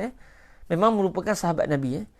Dan Sayyidatuna Fatimah bintu Asad sewaktu meninggal dunia, Nabi lah yang telah memasukkan jenazah beliau ke dalam kubur. Jadi Sayyidatuna Fatimah ni jadi seperti ibu Nabi lah. Sebab sewaktu Nabi kecil, di bawah peliharaan, di bawah didikan, di bawah jagaan bapa saudara Nabi Abu Talib dan juga ibu saudara Nabi, iaitu Sayyidatuna Fatimah bintu Asad, isteri kepada Sayyidina Abu Talib. Dan ada ulama juga berpendapat, kalaulah Abu Talib ini dia bukan seorang Muslim, nescaya perkahwinan antara beliau dengan Sayyidatuna Fatimah mesti dipisahkan, mesti diceraikan. Sebab tak sama agama. Namun tidak pula Nabi menyuruh mereka berpisah. Jadi ini sebenarnya adalah tanda-tanda jauh, tanda-tanda tidak langsung yang menunjukkan sebenarnya beliau sebenarnya beriman kepada Allah Subhanahu Wa Taala. Tak apalah itu. Kemudian Sayyidina Ali ini beliau menyertai peperangan Badar dan seluruh peperangan. Nak kata Sayyidina Ali ni, hatta kata Syekh Ali, kata Syekh Husain bin Rusdi, orang Mesir dia ada pepatah dia. Man ma'a Ali, Ali. Man ma'a Ali, Ali. Siapa bersama Ali, dia akan Ali. Maksud dia akan tinggi. Sebab Ali bermaksud tinggi. Ali maksudnya orang yang tinggi. Orang yang tinggi kedudukan. Jadi, man ma'a Ali, Ali. Siapa yang bersama dengan Ali, dia akan tinggi. Dan Syekh Husain pernah guna kalimah ni sewaktu beliau bercerita tentang Sayyidina Ali. Dan pernah juga ketika beliau dalam satu majlis Syekh Ali Jumaah, beliau kata, kita bersyukur kepada Allah kerana kita direzekikan Allah menjadi anak-anak murid kepada Syekh Ali Jumaah. Wa man ma'a Ali, Ali. Siapa yang bersama dengan Ali, dia akan tinggi. Ya Rabb, moga-moga kita semua jadi tinggi kerana bersumpah dengan para guru kita. Allahumma amin. Jadi semua peperangan pada zaman Nabi disertai oleh Sayyidina Ali, melainkan peperangan Tabuk. Peperangan Tabuk saja Sayyidina Ali tidak menyertainya kerana Sayyidina Ali telah diperintahkan oleh Nabi untuk menjadi penjaga kota Madinah ketika itu. Sebab para sahabat keluar, Nabi pun keluar. Jadi tak ada siapa yang nak kawal Madinah. Takut Madinah nanti ada masalah ke apa. Siapa nak menguruskan kota Madinah, negara Madinah. Maka Sayyidina Ali diminta oleh Nabi supaya menjaga kota Madinah. Jadi beliau tidak serta dalam perang Tabuk atas dasar kerana arahan daripada baginda Nabi. Dan Nabi bersabda ketika itu kepada Sayyidina Ali, Anta minni bimanzilati Haruna min Musa illa annahu la nabiyya ba'di. Sesungguhnya kamu di sisiku adalah seperti kedudukan Nabi Allah Harun daripada Nabi Musa. Sebab Nabi Musa, ketika Nabi Musa bermunajat dengan Allah SWT, Nabi Musa telah meninggalkan Sayyidina Harun untuk menjadi orang yang menjaga Banu Israel ketika itu. Jadi Nabi kata, kamu dan aku seperti Musa dan Harun. Aku pergi, kamu tunggu. Tapi dengan arahanku. Macam Sayyidina Musa dengan Sayyidina Harun. Sayyidina Musa pergi munajat di Gunung Tursina. Sayyidina Harun tak ikut. Sayyidina Harun jaga Banu Israel. Jadi kedudukan Sayyidina Ali tinggi. Sayyidina Rasulullah nak legakan hati Sayyidina Ali. Sebab Sayyidina Ali ni seorang perwira. Beliau adalah seorang prajurit. Seorang pahlawan. Pahlawan tertekan kalau tak boleh pergi perang. Apatah lagi perang itu adalah kerana nak bela Islam. Nak bela Nabi. Para sahabat mereka sanggup mati. Yang penting Nabi selamat. Lagi bahaya. Nabi pergi perang, aku duduk sini jadi apa-apa kat Nabi, siapa nak bertahan? Jadi Sayyidina Ali memang sedih kerana tak dapat terlibat dalam perang Tabuk. Namun Nabi memberikan kepada beliau rasa gembira dengan menyatakan bahawa anta minni bimanzilati Haruna bin Musa. kamu ni sepertinya Harun. Saya pula sepertinya Musa. Bezanya, tak ada lagi Nabi selepas aku. Maknanya, bezanya, kamu bukan Nabi, Harun adalah Nabi. Nabi Harun Nabi. Itu saja beza. Tapi dari segi peranan, kedua-dua kita sama peranan. Saya terlibat perang, kamu jaga. Sayyidina Musa terlibat dalam munajat, Sayyidina Harun menjaga. Begitu kedudukannya. Jadi, Sayyidina Ali adalah orang yang kuat, yang hebat dalam perang Badar. Orang awal-awal yang berperang dalam perang Badar. Banyaklah cerita tentang Sayyidina Ali ni. Dan kalau kita tengok, Sayyidina Ali ini pada era Sayyidina Umar bin Al-Khattab adalah merupakan orang penting kepada Sayyidina Umar. Sayyidina Umar pernah Sa'id ibn Musayyab, salah seorang tabi'in besar, pernah menceritakan, kata beliau, kana Umar radhiyallahu taala anhu yata'awwaz min mu'dilatin laisa laha Abul Hasan. Sayyidina Umar pernah meminta daripada Allah Taala moga dijauhkan. Sayyidina Umar pernah memohon kepada Allah semoga beliau dijauhkan daripada menerima satu isu besar, satu masalah besar yang memerlukan kepada pandangan yang tepat. Tiba-tiba Sayyidina Ali tak ada masa tu. Jadi bila minta, ya Allah minta jauhlah. Kalau nak timbul apa isu pun biar Sayyidina Ali ada. Sayyidina Umar sangat menghormati Sayyidina Ali. Walaupun dari segi umur tu Sayyidina Ali macam umur anak. Sayyidina Abu Bakar, Sayyidina Umar ni lapis-lapis ayah. Sayyidina Ali ni lapis-lapis anak. Tapi nak katanya Sayyidina Ali ni, beliau mendapat didikan langsung dari Nabi daripada kecil. Jadi beliau ni seorang yang hebat. Apatah lagi Nabi pernah bersabda, wa aqdakum Ali. Di kalangan kamu semua, wahai para sahabat, yang paling hebat dalam menentukan hukum hakam undang-undang, dalam nak menyelesaikan perbalahan orang secara undang-undang adalah Sayyidina Ali. Sebab tu Sayyidina Umar sangat mengharapkan kepada Allah agar jangan timbul apa isu Sayyidina Ali tak ada. Jadi Sayyidina Ali ni adalah orang kesayangan Sayyidina Umar bin Al-Khattab. Dan kalau kita tengok, Sayyidina Ali juga sayang kepada para sahabat. Golongan Syiah dakwa Sayyidina Ali dimusuhi oleh para sahabat Nabi yang lain. Sayyidina Umar tak suka Sayyidina Ali. Semua kisah-kisah dongeng lah. Kisah-kisah palsu belaka. Kisah-kisah karut marut. Kata Syekh Husain bin Rushdi Al-Hasani kepada kami dulu, kalau kita tengok Sayyidina Ali selepas kewafatan Sayyidatuna Fatimah Az-Zahra, beliau telah berkahwin dengan wanita-wanita yang lain dan beliau telah dikurniakan zuriat yang lain. Bukan daripada salah silah Nabi lah, tapi daripada wanita-wanita Arab yang lain. Kalau kita tengok Sayyidina Ali dapat anak, kita tengok siapa nama anak-anak Sayyidina Ali. Anak Sayyidina Ali ada yang nama Abu Bakar, ada anak Sayyidina Ali nama Umar, ada anak Sayyidina Ali nama Osman bin Ali bin Abi Talib, Abu Bakar bin Ali bin Abi Talib, Umar bin Ali bin Abi Talib. Sebab apa Sayyidina Ali bagi nama anak beliau Abu Bakar, Umar, Osman? Nak menunjukkan beliau sangat hormat, sangat sayang kepada 3 orang sahabat yang telah menjadi khalifah sebelum daripada beliau. Mereka cinta Sayyidina Ali kepada 3 orang ni. Kalaulah sampai ke tahap itu, maka kita akan tengok kita sayang orang, kadang-kadang tak terfikir nak bagi nama anak kita nama orang yang kita sayang.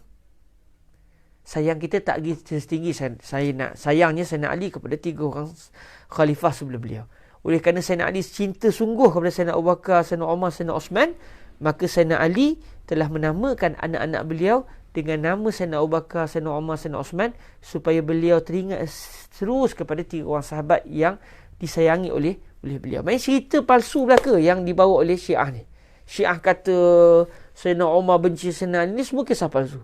Sebab takkan Sayyidina Ali nak bagi nama anak beliau dengan nama orang yang beliau tak suka. Maka kata Syekh Husain bin Rushdi, ini adalah tanda bahawa sebenarnya perbalahan di antara Sayyidina Ali dan para sahabat yang menjadi khalifah sebelum beliau itu adalah kisah dusta yang diada-adakan oleh golongan Syiah. Para hadirin yang dirahmati Allah SWT, Sayyidina Ali telah syahid pada Ramadan tahun 40 Hijriah. Sewaktu beliau nak berwuduk, ketika itu beliau ditikam dan selepas itu beliau pun meninggal dunia. Dan selepas itu 6 bulan selepas kewafatan beliau, digantikan oleh anak beliau iaitu Sayyidina Al-Hasan menjadi khalifah yang kelima dalam tempoh 6 bulan. Sebelum diserahkan kepada Sayyidina Muawiyah sebagai raja mula-mula di dalam sejarah agama Islam. Baik, para hadirin rahmati Allah SWT, itulah berkenaan dengan Sayyidina Al-Hasan juga Sayyidina Ali. Cuma jadi panjang pula kali ni. Kita tak masuk lagi dah hadis ni. Baru cerita tentang biodata Sayyidina Al-Hasan dan juga Sayyidina Ali. Subhanallah. Okey.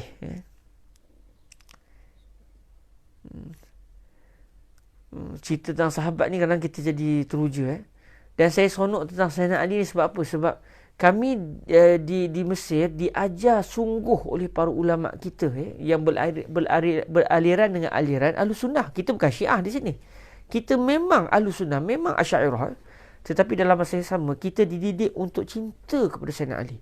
Dididik untuk cinta kepada ahli keluarga Nabi. Dalam masa yang sama dididik juga untuk sayang betul-betul kepada seluruh sahabat Nabi yang lain. Jadi ini lebihnya Ahlussunnah. Mereka cinta kepada Ahlul Bait macam golongan Syiah sayang kepada Ahlul Bait. Tapi Syiah tidak suka kepada sahabat Nabi yang lain, kita pula cinta kepada semua sahabat Nabi yang lain. Sampailah kata Syekh Hussein bin Rushdi, ulama-ulama kita ni punyalah kerana dia nak tinggikan betul Sayyidina Ali ni.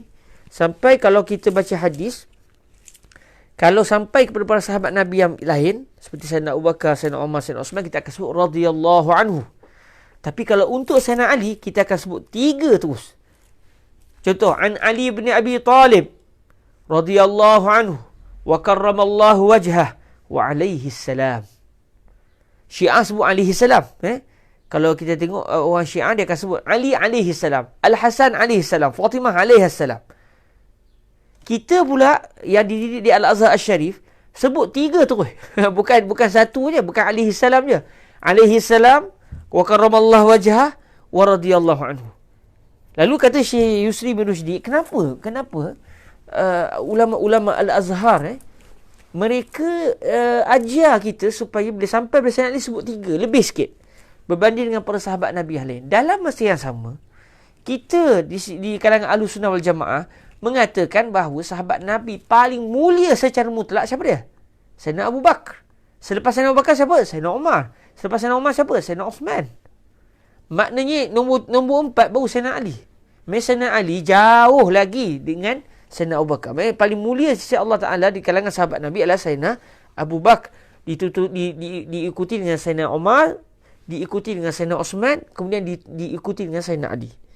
Maksudnya Sayyidina Ali dengan Sayyidina Abu Bakar tinggi lagi Sayyidina Abu Bakar. Sayyidina Ali dengan Sayyidina Umar tinggi lagi Sayyidina Umar.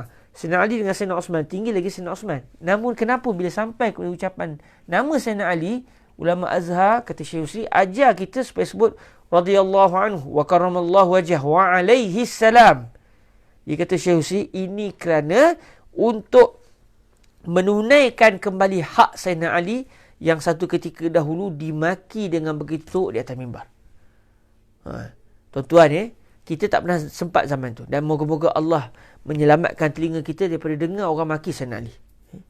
Tapi satu ketika dahulu, di zaman kerajaan beraja, di zaman kerajaan beraja dulu, zaman Bani Umayyah dulu, bukan Sayyidina Muawiyah lah, tak terlibat. Sayyidina Muawiyah tak terlibat.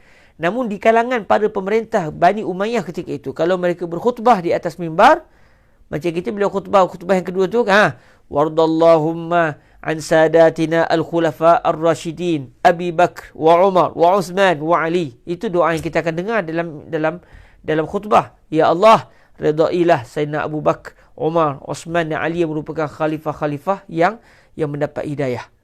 Tapi zaman satu ketika dahulu, mereka di atas mimbar, mereka akan memaki Sayyidina Ali. Maki Sayyidina Ali. Jadi tradisi Bani Umayyah, mereka akan maki Sayyidina Ali dalam khutbah. Maksudnya Sayyidina Al-Hasan, Sayyidina Al-Husain, sewaktu dengar khutbah, mereka bersabar. Sebab ayah mereka dimaki atas mimbar dan kadang mereka dengar. Kaum muslimin sabar, sakit hati mas sakit hati. Ini pemerintah jahat ni, maki Sayyidina Ali atas mimbar. Tapi mereka tetap bersabar kerana Rasulullah meminta kita bersabar di atas kezaliman para pemerintah. Sebab kalau kita tidak bersabar, kita bangun melawan dengan senjata, maka berlaku pertumpahan darah. Pertumpahan darah itu lebih teruk berbanding dengan kita terpaksa bersabar. Memang bersabar tu lebih ringan berbanding dengan sampai kepada pertumpahan darah. Sayyidina Al-Hasan, Sayyidina Husain sendiri sebagai putera-putera langsung Sayyidina Ali, sewaktu mereka mendengar nama ayah mereka dicaci di atas mimbar, mereka bersabar. Bersabar di atas ujian ini. Akhirnya Allah Ta'ala lalu Mana ada kita dengar hari ni orang maki Sayyidina Ali? Semua orang puji Sayyidina Ali.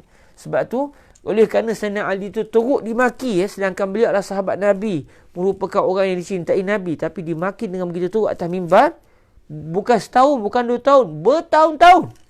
Lalu ahlu sunnah, bila dapat peluang, orang dah tak, kita tak ada masalah politik dah kalau kita sebut tentang Sayyidina Ali, maka kita nak balas balik. Kalau dulu Sayyidina Ali dimaki begitu teruk, sekarang kita nak doakan Sayyidina Ali dengan doa yang begitu-begitu panjang. Lalu kita bersebut radhiyallahu anhu, ya Allah, redailah Sayyidina Ali. Wa karamallahu wajah, ya Allah, muliakanlah wajah Sayyidina Ali. Wa alaihi salam, ya Allah, sampaikanlah salam kepada Sayyidina Ali. Ini antara yang diajar oleh Syekh Yusri bin Rushdi kepada kami, dan saya sendiri terbiasa bila sampai kepada An Ali bin Abi Talib karamallahu wajah wa alaihi salam radhiyallahu anhu. Ada pernah sekali saya ikut kuliah di Malaysia, masa tu saya muda-muda dululah. Ada seorang ustaz tu, dia kata, siapa kata karamallahu wajah, ini adalah tanda dia Syiah. Satu kerja pula. Ada ustaz kita di Malaysia dulu pernah kuliah, dia kata siapa yang bila nama Sayyidina Ali karamallahu wajah, kan kita kalau tarawih pun kan, Al-Khalifatul Rabi' ba'da Rasulullah sallallahu alaihi wasallam, Amirul Mukminin Ali bin Abi Talib, orang akan sama apa? Karamallahu wajhah. Jadi ustaz dia kata siapa sebut begitu, itu tanda dia jadi Syiah. Ada juga orang kita ni, dia semangat nak lawan Syiah sampai habis orang yang tak Syiah pun jadi Syiah dengan sebab sangkaan dia. Sebenarnya kalau kita buka musnad Imam Ahmad pun sebut karamallahu wajhah kepada Sayyidina Ali bin Abi Talib. Imam Bukhari kalau kita tengok dalam sahih beliau guna kalimah alaihi salam kepada Sayyidina Ali. Guna kalimah alaihi salam kepada Sayyidatuna Fatimah. Maknanya kita ni berzaman-berzaman mencintai ahli keluarga Nabi, mencintai Sayyidina Ali, Sayyidatuna Fatimah, Sayyidina Al-Hasan, Sayyidina Al-Husin. Zuriat Nabi ni memang dalam hati kita. Bukan takat kita. Orang dulu pun dah begitu. Cuma macam Sayyidina Imam Al-Bukhari tak dapat nak meriwayatkan hadis banyak daripada ahli keluarga Nabi zaman beliau. Kerana ketika itu politik jahat masa itu, siapa yang pergi bertemu dengan ulama-ulama keturunan Rasulullah, ini penyokong orang yang anti kerajaan. Jadi boleh ditangkap, boleh itu, boleh ini. Jadi demi untuk memastikan hadis Nabi itu berterusan, maka para sahabat, para ulama kita seperti Sayyidina Imam Bukhari, Imam Muslim, mereka terpaksa mengambil sikap menjauhi ulama-ulama Ahlul Bait di kalangan pada zaman itu. Mereka terpaksa pergi kepada ulama-ulama yang bukan dari susu galuh keturunan Rasulullah, supaya hadis Nabi itu sampai juga kepada umat. Sebab hadis yang didengar oleh Ahlul Bait juga didengar oleh ulama-ulama lain. Sebab sanadnya ada. Cuma kalau pergi terus kepada ulama-ulama Ahlul Bait, ulama-ulama berketurunan Rasulullah pada zaman Imam Bukhari, zaman Imam Muslim, kerajaan akan tangkap dan akan menyebabkan tergendala usaha mereka menyebarkan hadis Rasulullah sallallahu alaihi wasallam. Tuan-tuan yang dirahmati Allah, maafkan saya, panjang sangat kita kali ni. Sudah sampai 1.5 jam. Nampak gayanya kita tangguh huraian hadis ni. Hari ni kita berkenalan dengan Sayyidina Al-Hasan dengan Sayyidina Ali. Saya targetnya nak baca 2 hadis. Tapi itulah takdir Allah Ta'ala-nya. Seakan-akan Allah mahu kita berkenalan dengan Sayyidina Al-Hasan, Sayyidina Al-Husin, dan semoga kita jadi jatuh cinta lebih kepada para sahabat Nabi seluruhnya tanpa kecuali. Walaupun Sayyidina Muawiyah, walaupun Sayyidina Abu Sufyan, semua sahabat Nabi. Semuanya Allah telah pilih menjadi manusia paling baik selepas para Nabi dan para Rasul. Namun di kalangan sahabat-sahabat pun tak semuanya sama kedudukan. Walaupun semuanya tinggi, tapi semestinya Sayyidina Ali lebih tinggi kedudukan daripada Sayyidina Muawiyah. Sayyidina Ali daripada kecil masuk Islam. Daripada kecil masuk Islam. Membesar dengan Nabi, takkan sama dengan sahabat-sahabat Nabi yang mungkin lambat sikit meluk agama Islam. Namun semua mereka adalah asyadna. Semua mereka adalah penghulu-penghulu kita. Adalah orang-orang besar di kalangan kita. Yang perlu dihormati, perlu dimuliakan, kerana mereka merupakan air tangan Nabi SAW. Mereka merupakan hasil sentuhan tarbiyah Rasulullah SAW. Kalau kita mengatakan sahabat biar-biar tidak elok, sahabat bagian-bagian akhlaknya tidak elok, maka saya tak langsung kita nak kata Nabi tak berjaya mentarbiah para sahabat. Wali'iyadzubillahi min zalik. Nabi telah berjaya dengan kejayaan yang tiada tolak bandingnya di dalam mengubah para sahabat Nabi yang satu ketika dahulu orangnya keras, orangnya tidak ada jiwanya untuk pertahankan Allah, bertukar menjadi manusia yang paling lembut kepada Allah, paling cinta kepada Allah dan Rasul, dan mereka menjadi orang yang menyebarkan Islam dengan begitu cemerlang sekali segala apa yang kita buat pada hari ini, amal kebaikan yang kita buat, semuanya akan Allah Ta'ala berikan pahalanya kepada para sahabat Nabi SAW. Sebab kita dapat faham Islam dengan sebab mereka dulu adalah orang yang bertanggungjawab menyebarkan Islam. Bukan semata-mata di negara Arab sampai ke negara yang jauh. Jadi tuan-tuan yang dirahmati Allah, walau bagaimana tinggi pun usaha kita untuk dekat kepada Allah, tak akan kita dapat merapati darjatnya para sahabat Nabi sallallahu alaihi wa alihi wa ashabihi wa baraka wasallam. Walhamdulillahi rabbil alamin. Maafkan saya, besok insya-Allah kita akan lanjutkan dengan melihat hadis yang telah diriwayatkan oleh Sayyidina Al-Hasan radhiyallahu taala anhu wa ardahu wa alaihi salam. Baik, ada soalan? Silakan. Assalamualaikum Ustaz. Maaf nak tanya. Masa zaman pemerintahan Islam, hukum hudud dikenakan untuk semua rakyat Muslim dan non-Muslim ke? Atau ada hukuman lain bagi non-Muslim? Okey, dari segi pemerintahan Islam satu ketika dahulu, adakah hukuman hudud dikenakan kepada orang yang bukan Islam ataupun tidak? Secara orang kata apa? Secara amanahnya, saya tidak meneliti perkara ini dengan meluas. Namun di dalam mazhab Sayyidina Imam Asy-Syafi'i radhiyallahu taala anhu warda, kalau kita buka kitab-kitab mazhab Imam Syafi'i, kita akan mendapati bahawa hukuman hudud dan juga qisas turut dikenakan kepada non-Muslim. Turut dikenakan kepada non-Muslim.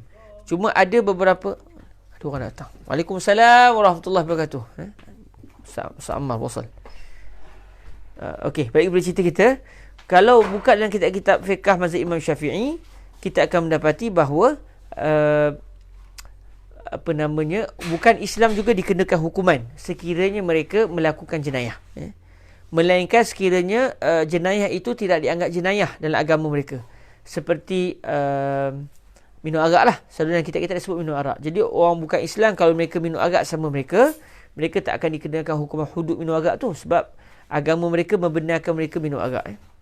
Cuma hari ni masalahnya minum arak, lepas tu bawa kereta, lepas tu langgar, habis orang meninggal. Yang itu perlu kena hukuman. Tapi kalau minum arak dalam rumah dia seorang-seorang, dia mabuk seorang-seorang, pecah pinggan mangkuk dia, ikut dia lah. Dari mabuk kan. Tapi masalahnya mabuk, lepas tu bawa kereta, lepas tu langgar orang, bunuh orang, walaupun tanpa sengaja. Tapi masalahnya ada juga unsur sengaja tu. Dah tahu mabuk, bawa kereta buat apa? Bawa kereta, dia akan menyebabkan risiko tu ada. Jadi dalam isu adakah orang bukan Islam juga dikenakan hukuman berdasarkan hukuman Islam, secara amanahnya saya tidak meneliti secara meluas berdasarkan kitab-kitab fiqh mazhab lain. Cuma kalau tanya dalam mazhab Imam Syafi'i memang. Jadi dalam isu-isu begini, kalaulah satu hari nanti, ya Rabb, moga-moga Allah rezekikan, kalaulah Malaysia satu hari nanti akan menerapkan sepenuhnya undang-undang Islam, dari segi adakah mereka nak laksanakan hukuman hudud dan juga qisas kepada orang bukan Islam, yang tu maknanya para ulama ketika itu kena bersidang dan kena berbincang lanjut, meneliti adakah pendapat-pendapat dalam mazhab lain seperti mana.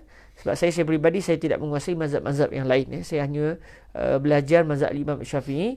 Jadi itu yang saya tahu. Tapi kalau nak dilaksanakan di dalam kerajaan, tak boleh kita hanya berpegang dengan mazhab kita saja. Walaupun Malaysia meletakkan bahawa mazhab rasmi kita adalah mazhab Imam Syafi'i, melainkan bolehlah. Tapi kebanyakan negeri kita mazhabnya adalah mazhab Imam Asy-Syafi'i. Jadi kita akan amalkan mazhab Syafi'i dalam semua keadaan. Cuma kerajaan berhak juga untuk memilih mana-mana mazhab yang lain sekiranya bagi pihak kerajaan ketika itu berpegang dengan mazhab Imam Syafi'i mungkin tidak cocok dengan realiti. Contoh macam isu zakat. Isu zakat di KL, teruklah kita nak pergi pikul beras apa semua. Tapi di kampung mungkin sesuai. Jadi kerajaan berhak untuk memilih. Apatah lagi kalau isu ni adalah isu-isu yang agak kritikal. Contoh macam isu ni lah, isu hudud, isu mahkamah. Yang itu memang kerajaan, para ulama kena bersidang untuk memilih apakah pandangan fiqh yang ingin mereka pegang yang kena dengan realiti kita. Supaya tidak menimbulkan fitnah ketika itu. Walaupun dalam mazhab Syafi'i kata begini, tapi untuk diundang-undangkan tak ada masalah untuk kita berpegang dengan pandangan lain. Kalau kerajaan sudah bermilih satu pandangan sebagai undang-undang, ketika itu kalau bercanggah dengan mazhab Syafi'i pun kita tak boleh pertahan mazhab Syafi'i. Dia ada satu kaedah yang panggil apa? Ra'yul imam yajubul khilaf. Pandangan imam, iaitu pandangan pemerintah, dia akan menutup khilaf. dari segi perbahasan ilmu memang dalam masalah bagian-bagian mungkin ada 2-3 pendapat.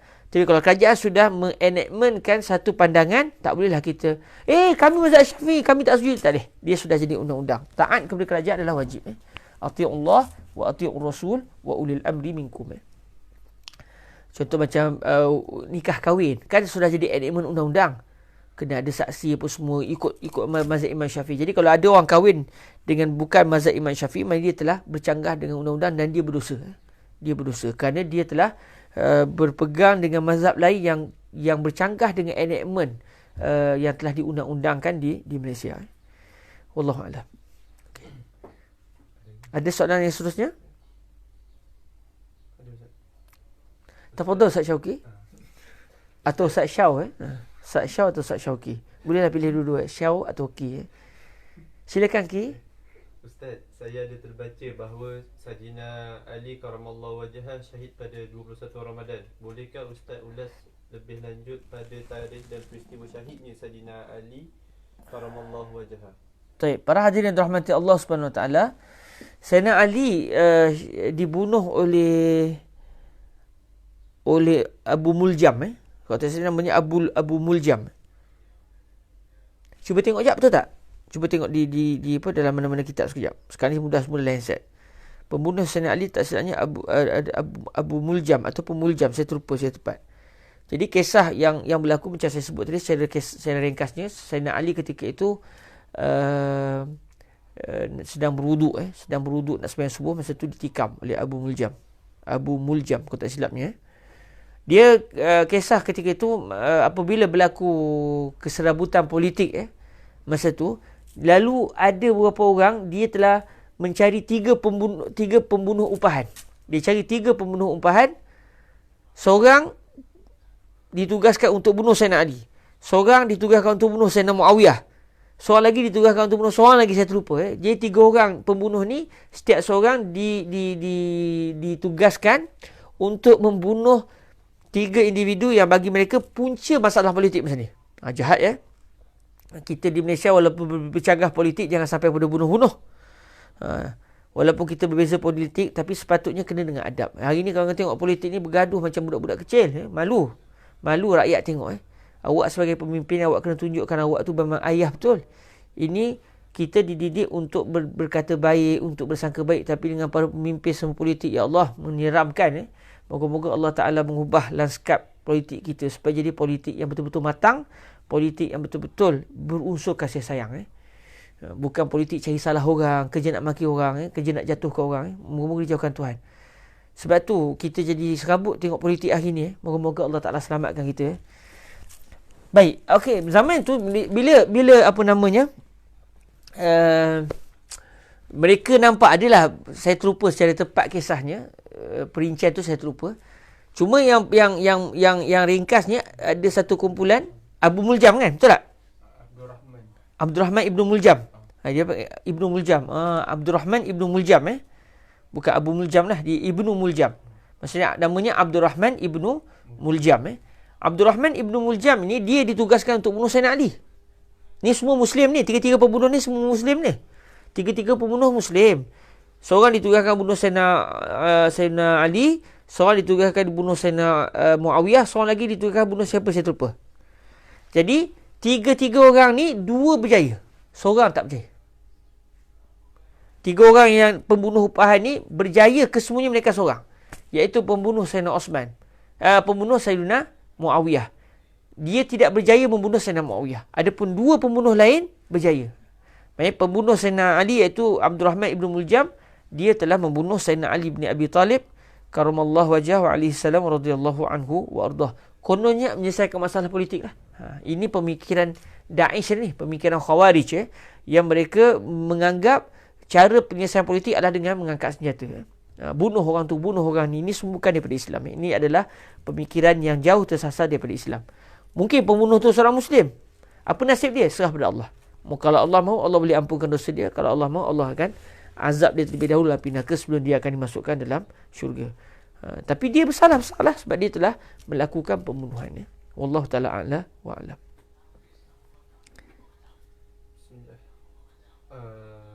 Pada adakah Abdullah bin Sabah dan golongan munafik yang lain terlibat dalam mencetuskan perang Jamal dan Siffin?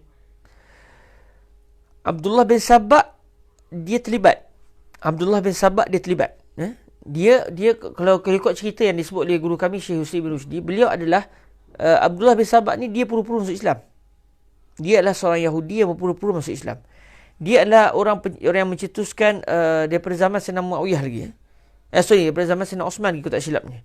Jadi mereka ini adalah orang tangan-tangan jahat daripada belakang. Yang mereka ini berpura-pura masuk Islam. Dalam masa yang sama mereka ingin melagakan kaum muslimin sehingga bawa kepada pembunuhan. Sebab tu kalau kita tengok daripada zaman berzaman Yahudi sangat berperanan untuk memporak-perandakan manusia. Masyarakat Yahudi sangat berperanan untuk memporak-perandakan manusia. Pun begitu, kita bukan benci Yahudi kerana bangsa, tak. Kita tak benci Yahudi kerana bangsa, sebab bangsa Yahudi ni adalah bangsa yang di dalamnya ada Nabi-Nabi. Nabi Daud daripada Bani Israel. Jadi kita bukan benci Yahudi kerana dia Yahudi, tapi kita benci Yahudi kerana dia berperwatakan dengan perwatakan yang jahat seperti itu. Contohnya isteri Nabi salah seorangnya ada yang merupakan daripada bangsa Yahudi. Isteri Nabi SAW. Jadi maknanya kita bukan benci Yahudi kerana dia Yahudi. Tapi masalahnya secara sejarahnya orang Yahudi itu sendiri ada di kalangan mereka yang berperanan sebagai tangan-tangan belakang untuk memporak-perandakan kaum muslimin. Bermula daripada zaman Sayyidina Osman sampai ke hari kiamat. Kalau ikut apa yang disebut oleh Rasulullah, fitnah yang telah berlaku pada zaman Sayyidina Osman ini tidak akan tertutup sampai ke hari kiamat. Ini ujian yang telah Allah Ta'ala berikan kepada kita. Maksudnya kita kaum muslimin tidak akan dapat bersatu sampai bila-bila. Fitnah ini, ujian ini akan terus berlaku dan ia akan berterusan sampai ke hari kiamat. Dan kita akan bersatu semula pada zaman Sayyidina Isa bin Maryam. Ketika itu kita kaum muslimin ketika itu jadi satu hati. Namun hari ini zaman perpecahan. Itulah takdir yang telah Allah takdirkan. Sebab tu kalau kita tengok kaum muslimin saling berpecah. Sama-sama muslim pun kita berantakan. Ini adalah ujian. Nabi beritahu dah apa yang bakal berlaku supaya kita jangan termasuk dalam kumpulan itu. Supaya kita menjauhi perkara-perkara yang menyebabkan kita juga tergolong dalam golongan yang saling bermusuhi sama kita. Wallahu ta'ala a'la wa a'lam. Mohon pencerahan, adakah benar kaum Ansar berkasidah Tala'al Badru Alaina ketika Nabi SAW sampai ke Madinah adalah kisah palsu? Maaf Ustaz, agak sensitif soalan ni sebab ada sesetengah asatiza yang katakan begitu. Betul ke kisah Tala'al Badru Alaina itu adalah kisah palsu, bukan daripada ucapan kaum Ansar sewaktu Nabi sampai ke Madinah. Saya tak tahu ia kisah palsu. Kerana kami sering mendengar daripada guru-guru kami bahawa memang sewaktu Nabi sampai ke Madinah, Nabi SAW disambut oleh golongan Al-Ansar dengan syair yang kita ketahui pada itu, Tala'al Badru Alaina min saniyatil wada' wajib syukru alaina ma da'a lillahi da'.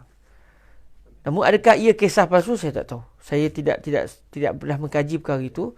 Cuma kisah yang sering disebut oleh guru-guru kami hatta di Al-Azhar pun memang disebut bahawa qasidah itu dilantunkan oleh kaum Al-Ansar sewaktu kedatangan baginda Rasul sallallahu alaihi wasallam. Saya tak tahulah kalau ianya kisah palsu, itu saya tak tahu. Wallahu a'lam.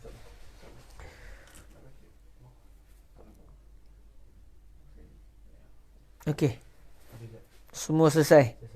Jazakumullah khairan. Saya ucap terima kasih kepada seluruh para hadirin, para pendengar yang dirahmati Allah Subhanahu Wa Taala. Mungkin saya akan ambil peluang soalan yang terakhir tadi itu tentang Tala'al Badru Alaina itu. Adakah ia kisah apa tu? Nanti kita akan cek balik dari segi sejarahnya. Sebab kita biasa dengar daripada guru-guru kita sebut, tapi mungkin bila timbul begini, tak apalah, kita akan terus rujuk dengan kitab-kitab sejarah yang muktabar, kisah-kisah ini insya-Allah biiznillah.